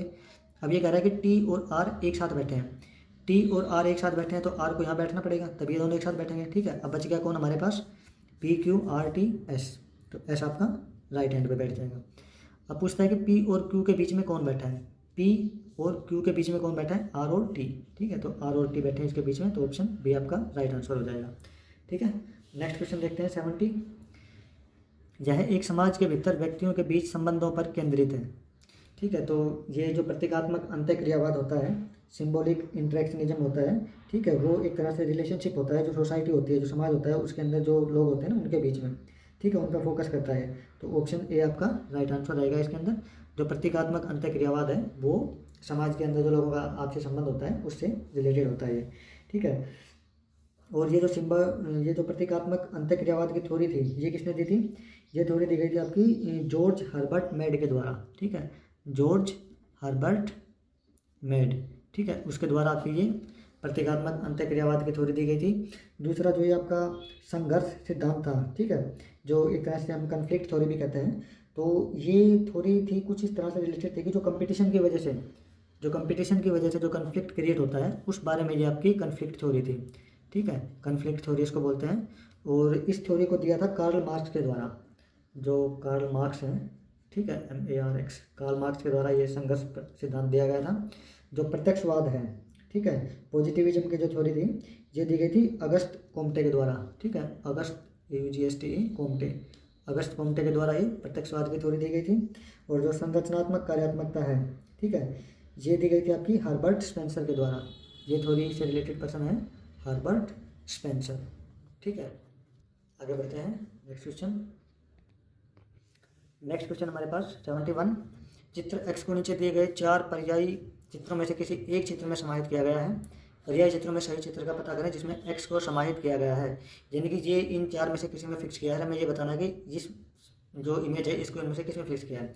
देखो, अगर इसमें हम बनाने की कोशिश करें तो सीधी लाइन है, ऐसे है, ऐसे, तो इसमें तो ये बन ही नहीं रहा है इस तरह का, ठीक है, ना ही इसमें बनता है। इसमें ये सारे स्क्वायर हैं, ठीक है, सारे स्क्वायर हैं, तो ये अंदर स्क्वायर तो बनते नहीं, तो ये भी नहीं होगा। इसमें देखो ये बन सकता है, कैसे बनेगा, ये स्ट्रेट लाइन, ये वाली आपकी स्ट्रेट लाइन, और ये वाली ये लाइन हो गई, ठीक है। अब नेक्स्ट में ये वाली लाइन हो गई आपकी, ठीक है। अब एक ये वाली लाइन हो गई आपकी, ये हो गई, ठीक है। तो आपका ऑप्शन ए यहाँ पे राइट आंसर हो जाएगा। इस फिगर को यहाँ पे एडजस्ट किया गया है, ठीक है। नेक्स्ट क्वेश्चन देखते हैं 72।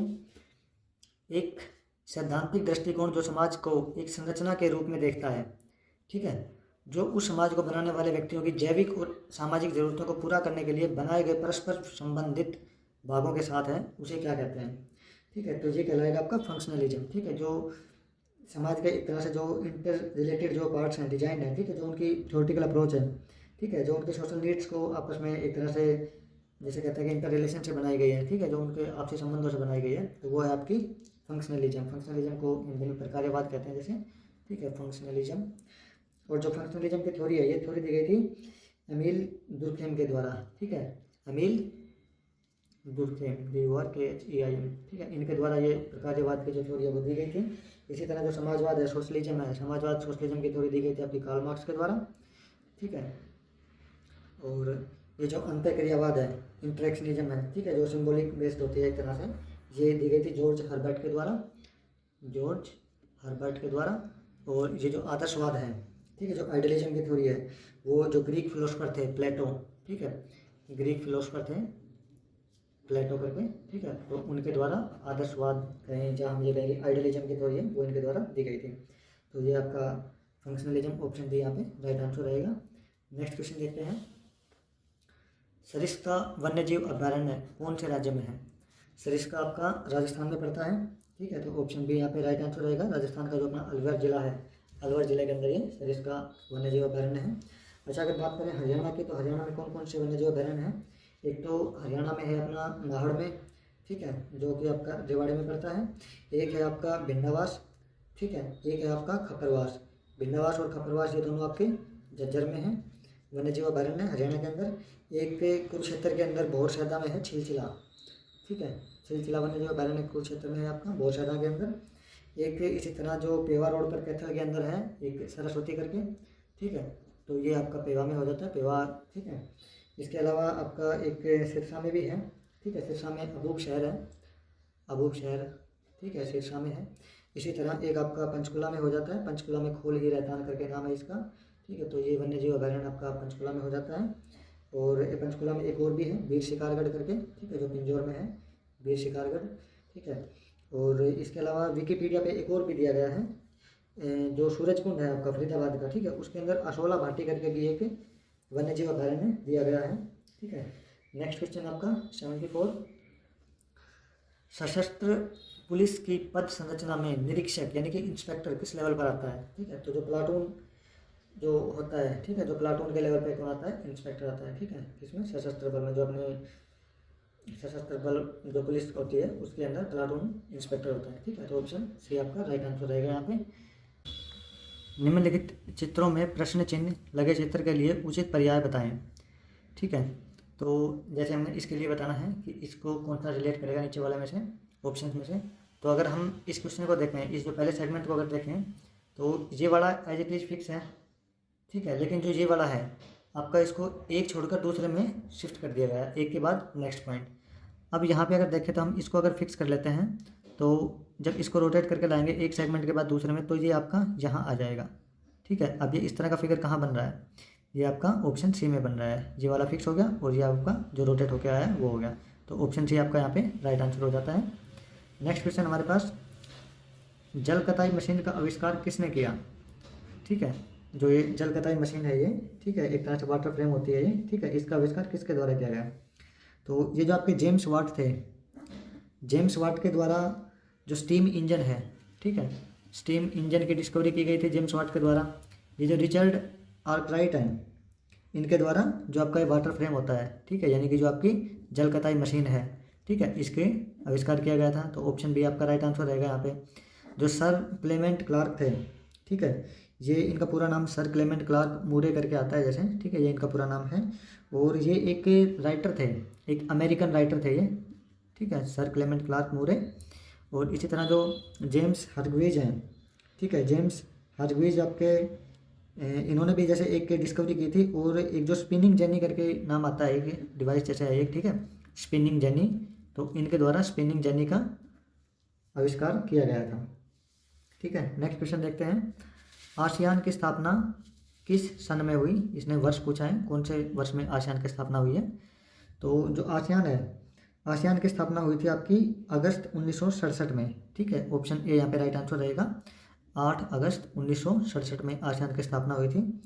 और जो आसियान का चार्टर है, आसियान का एक चार्टर भी पूछ लिया जाता है कई बार, इसका चार्टर आया था 16 दिसंबर 2008 को, 16/12/2008 को आसियान का चार्टर आया था। और जब इसकी स्थापना हुई थी 1967 में, तो उस दौरान इसके अंदर 10 मेंबर कंट्री थे, मेंबर स्टेट थे, मेंबर कंट्री थे इसके अंदर जैसे, ठीक है, मेंबर कंट्री कह सकते हैं उनको। और इसकी जो फर्स्ट मीटिंग हुई थी, ठीक है, जब ये इस्टेब्लिश हुआ था उस दौरान, तो इसकी फर्स्ट मीटिंग आपकी इंडोनेशिया के बाली में हुई थी, ठीक है, बाली इंडोनेशिया में इसकी फर्स्ट मीटिंग हुई थी। एंड इसका जो हेडक्वार्टर है आसियान का, वो आपका इंडोनेशिया के जकार्ता में ही है, ठीक है। इसके अलावा सॉरी, ये इसमें जो 10 मेंबर हैं ये अभी करंट में हैं, ये करंट के मेंबर हैं। इनिशियली इसके अंदर 5 मेंबर थे, 1967 के अंदर 5 मेंबर थे इनिशियली इसमें, ठीक है। और एक इसमें जो इसकी चेयरमैनशिप आती है वो कंट्रीज को जैसे दी जाती है, तो अभी करंट में जो इसकी चेयरमैनशिप है वो लाओस कंट्री के पास है। आसियान की करंट में चेयरमैनशिप लाओस के पास है। और इसके जो सेक्रेटरी जनरल हैं, ठीक है, सेक्रेटरी जनरल इसके आसियान के हैं काओ किम होर्न, काओ किम होर्न, HOURN, ठीक है, ये इसके सेक्रेटरी जनरल रहते हैं, ठीक है। नेक्स्ट क्वेश्चन देखते हैं, विश्व स्वास्थ्य दिवस प्रतिवर्ष कब मनाया जाता है, किस डेट को मनाया जाता है? जो विश्व स्वास्थ्य दिवस है आपका वो 7 अप्रैल को मनाया जाता है, ठीक है। इसी तरह जो 22 सितंबर है, 22 सितंबर को वर्ल्ड राइनो डे मनाया जाता है एक आपका, ठीक है, राइनो के बारे में अवेयरनेस से संबंधित है जैसे, ठीक है। इसी तरह जो 8 मार्च है, 8 मार्च को इंटरनेशनल वुमेंस डे मनाया जाता है, ठीक है। तो ये जो days and week, days and जो थीम्स होते हैं इनके, ठीक है, इस तरह की हर मंथ की वीडियो जैसे मैंने बना के चैनल पे डाली हुई है, ठीक है, डेज एंड देयर थीम्स करके। तो वो हर एग्जाम के अंदर जैसे कोई ना कोई क्वेश्चन जरूर पूछा जाता है। तो अगर आप अच्छी तैयारी करना चाह रहे हैं, ठीक है, इस तरह के डेज और मंथ कब कौन सा डे मनाया जाता है, कौन सी थीम के साथ मनाया जाता है, 2024 में जो डे मनाए जाएंगे उनकी थीम क्या रहने वाली है, तो वो सारी चीज़ें उसमें डिस्कस की हुई है। तो वो आप वीडियो वहाँ से देख सकते हैं, ठीक है। प्लेलिस्ट में आपको ये वीडियो मिल जाएगी और जो डिस्क्रिप्शन है वीडियो का उसमें भी आपको मिल जाएंगे। नेक्स्ट क्वेश्चन हमारे पास 79, खालिस्तान वसा और तेल में घुलनशील है। तो जो वसा और तेल में घुलनशील आपके विटामिन होते हैं, ठीक है, ये आपके होते हैं A, D, E and K। ये चारों विटामिन आपके फैट एंड ऑयल सोल्यूबल है ये, ठीक है। तो विटामिन A यहाँ पे राइट आंसर हो जाता है आपका। और इसके अलावा दूसरे आते हैं आपके जो वाटर सोल्यूबल विटामिन होते हैं, वो होते हैं विटामिन B एंड C, ठीक है, यानी कि जो B और C के जो भी डेरिवेटिव बच जाते हैं, जैसे B12 है, B2 है, C है, तो ये सारे आपके वाटर सोल्यूबल होते हैं। आप इसको याद करने के लिए ये भी कर सकते हैं, जैसे विटामिन C आपके खट्टे पदार्थों में होता है, जैसे नींबू हो गया, और नींबू से हम नींबू पानी बनाते हैं उसको उसमें मिला के, ठीक है, नींबू को मिला के। तो B और C आपके जो वाटर सोल्यूबल हो जाते हैं, बाकी सारे आपके फैट सोल्यूबल है, ठीक है, फैट एंड ऑयल सोल्यूबल है। नेक्स्ट क्वेश्चन हमारे पास, माइक्रोसॉफ्ट पावर पॉइंट में यदि आप ब्लैंक चुनते हैं, ठीक है, क्या चुनते हैं, तो उपयोगकर्ता द्वारा चुने हुए डिजाइन का उपयोग करके जिसमें एक स्लाइड शामिल है, एक नई प्रस्तुति प्रदर्शित होती है। तो ये होता है आपका डिजाइन टेम्पलेट। टेम्पलेट क्या होता है, किसी भी चीज़ का एक लेआउट, प्री डिफाइंड लेआउट बना लेना और फिर उस प्री डिफाइंड लेआउट को यूज करके उसमें कुछ कस्टमाइजेशन करके फिर उसको यूज करना, तो वो कहलाता है टेम्पलेट। ठीक है, तो आपका जो ये पावर पॉइंट है इसमें कई तरह की टेम्पलेट्स ऑलरेडी बनी होती हैं। जैसे आप उस टेम्पलेट को सेलेक्ट करके उसको प्रोसीड करेंगे तो वो आपकी इनिशियल लोड हो जाती है। और उस टेम्पलेट के अंदर इनिशियली क्या क्या लोड होता है, एक तो जैसे उसका बैकग्राउंड होगा पावर पॉइंट का, ठीक है, एक जो आपके फ़ॉन्ट स्टाइल होगी कि फ़ॉन्ट का साइज़ क्या रहेगा, फ़ॉन्ट का पैटर्न क्या है, क्या फ़ॉन्ट फेस है उसका, ठीक है, इस तरह की चीज़ें इसमें शामिल होती हैं। और इसके अलावा कई बार इसके अंदर जो टेम्पलेट्स होती हैं उनमें जो ट्रांजिशन के इफेक्ट वगैरह होते हैं वो भी कंसिडर किए जाते हैं, ठीक है, टेम्पलेट बनाने के लिए। तो और जो दूसरा आपका ये स्टेटस बार है, ये आपकी जो टेम्पलेट की जैसे ये विंडो होती है उसकी अपने ये पावर पॉइंट की विंडो, उसमें यहाँ पे जैसे स्टेटस बार आता है उसके अंदर ये दिखाता है कि भाई करंट स्टेटस जो आपकी स्लाइड है जैसे ये, ठीक है, उसका क्या स्टेटस है कि उसमें आप क्या क्या चीज़ें यूज़ कर रखी है। मान लो अगर आप इसमें कोई टेबल यूज़ कर रहे हैं और टेबल के अंदर बहुत सारे आपके एंट्रीज हैं, तो उनका अगर आप जैसे एवरेज देखना चाहें या टोटल कॉलम कितने हैं, रो कितने हैं, वो सारी उस तरह का जो स्टेटस है वो दिखाता है यहाँ पे स्टेटस बार में। टूल बार के अंदर जो भी आप उसके जैसे एडिशनल टूल्स होते हैं, ठीक है, जिनके द्वारा आप उसमें एडिशनल फंक्शनलिटी या फीचर ऐड कर सकते हैं। इसी तरह जो मेन्यू बार होता है वो जो सबसे ऊपर आपका यहाँ पे जो उसका मेन बटन होता है, यहाँ पे क्लिक करेंगे तो उसका मेन्यू बार दिखा देगा, जिसमें आपका सेव का बटन है, सेव एज है, ठीक है, प्रिंट कमांड भी होती है इसके अंदर, एग्जिट भी होता है, ओपन भी होता है, ठीक है, तो ये सारी कमांड्स इसमें दी होती है। नेक्स्ट क्वेश्चन है 81, यदि एक निश्चित कोड में रेनबो को ABINORW कोड दिया गया है तो उसी कोड में ट्रेन को कैसे कोड किया जाएगा। अगर आप रेनबो से RAINBOW इससे ABINORW अगर इसको एक तरह से एनालाइज करो, A1 B2 I9 N14, ठीक है, O15 R18 W, ठीक है, 23 पे जैसे। तो अगर आप इसमें देखें तो 1 2 9, ठीक है, 14, यानी कि जो ये असेंडिंग ऑर्डर में जो आपके लेटर साइन को प्लेस किया हुआ है। तो अगर हम ट्रेन को असेंडिंग ऑर्डर में प्लेस करेंगे, ठीक है, तो ये आपका बन जाएगा ट्रेन का TRAA, उसके बाद I, फिर N, ठीक है, फिर R, फिर T, ठीक है, AINRT, यानी कि ऑप्शन सी आपका राइट आंसर रहेगा। यहाँ पे इनको जो लेटर्स हैं जैसे इनको असेंडिंग ऑर्डर में प्लेस किया हुआ है, ठीक है। नेक्स्ट क्वेश्चन हमारे पास 82, श्री विजय अपनी कक्षा में ऊपर से 9वें रैंक पर है, ठीक है, तो हम बना लेते हैं इसको ऊपर से 9वें रैंक पे। 1 2 3 4 5 6 7 8, 1 से 8 यहाँ तक हो गए और ये 9वां आपका विजय आ गया, ठीक है। और नीचे से वो 38वें रैंक पर है। अगर हम नीचे से इसको बनाएं तो लास्ट से जैसे ये 1 2 3 4 5 6 7, 1 से लेके 37 और ये फिर 38वां हो गया, ठीक है। तो 37 नीचे हो गए, 8 ऊपर हो गए। कक्षा में कुल कितने विद्यार्थी हैं, तो अगर नीचे से देखें तो 37 विद्यार्थी ये हो गए, ऊपर से देखें तो 8 विद्यार्थी ये हो गए और एक ये विजय हो गया जो कि ऊपर से 9वें पे है, नीचे से 38वें पे। तो विद्यार्थी तो एक ही है इनके बीच में, यानी कि टोटल विद्यार्थी हो जाएंगे 8 + 1 + 37, 8 और 1 9 और 9 और 37 46, ठीक है। तो ऑप्शन बी आपका राइट आंसर रहेगा यहाँ पे। नेक्स्ट क्वेश्चन है A और B दो अभिव्यक्तियों का महत्तम समापवर्तक 1 है, ठीक है। तो महत्तम समापवर्तक मतलब highest common factor is equal to 1, यानी कि ये दोनों संख्याएं आपस में जैसे इनमें कुछ भी कॉमन नहीं आता है, ठीक है। तो ये आपके प्राइम नंबर्स हो गए एक तरह से, ठीक है, 3 और 5, ठीक है। हम एक एग्जाम्पल मान लेते हैं 3 और 5 का। 3 और 5 का HCF आपका 1 है, ठीक है, और इसका इसने पूछा कि LCM क्या होगा, इसका लघुत्तम समापवर्तक। तो 3 और 5 का LCM क्या होगा, दोनों का मल्टीप्लाई 3 × 5, ठीक है, यानी कि A × B इसका आंसर रहेगा आपका ऑप्शन सी, ठीक है। नेक्स्ट क्वेश्चन हमारे पास, हरियाणा में लाला लाजपत राय पशु चिकित्सा और पशु विज्ञान विश्वविद्यालय लुआस, ठीक है, LUVAS, Lala Lajpat Rai university of veterinary, ठीक है, जो अपना साइंस है ये, ठीक है। तो इसका मुख्यालय कहाँ है ये पूछा हमसे। तो लुआस का मुख्यालय अपना हिसार के अंदर है, ठीक है, ऑप्शन बी आपका राइट आंसर हो जाएगा। और हिसार में इसके मुख्यालय के अलावा लुआस के जैसे जो 5 रीजनल सेंटर भी हैं, ठीक है, तो कई बार वो भी एग्जाम्स में पूछ लिए जाते हैं। तो इसका रीजनल सेंटर एक तो आपका महेंद्रगढ़ के रिवासा में है, ठीक है, एक इसका रीजनल सेंटर आपका कैथल के जो क्योडक है, ठीक है, कैथल के क्योडक में है, ठीक है, एक इसका रीजनल सेंटर है आपका करनाल के अंदर, ठीक है। इसी तरह एक रीजनल सेंटर इसका झज्जर में है, ठीक है, और एक इसका नारनौंद में है, ठीक है, नारनौंद हिसार के अंदर, ठीक है। तो ये इसके रीजनल सेंटर हो जाते हैं 5। अच्छा, जो अपना लुआस है ये इस्टेब्लिश हुआ था 2010 के अंदर, ठीक है, यानी कि जो इसका हेडक्वार्टर यहाँ पे हिसार में इस्टेब्लिश हुआ था ये 2010 में हुआ था। और इनिशियली जब लुआस इस्टेब्लिश हुआ था तो ये कॉलेज ऑफ वेटरिनरी साइंस करके हुआ था। और वेटरिनरी साइंस का जो कॉलेज है ये आपका लाहौर में इस्टेब्लिश हुआ था 1948 में, ठीक है। उसके बाद 1948 के बाद इसको 1971 के अंदर हिसार में ट्रांसफ़र कर दिया गया था। और जब हिसार में ट्रांसफ़र किया था तब इसको जो अपना हरियाणा एग्रीकल्चर यूनिवर्सिटी है, ठीक है, चौधरी चरण सिंह हरियाणा एग्रीकल्चर यूनिवर्सिटी, उसका पार्ट बनाया गया था 1971 के अंदर। एंड अभी करंट में जो इसके वीसी हैं लुआस के, वो है विनोद कुमार वर्मा।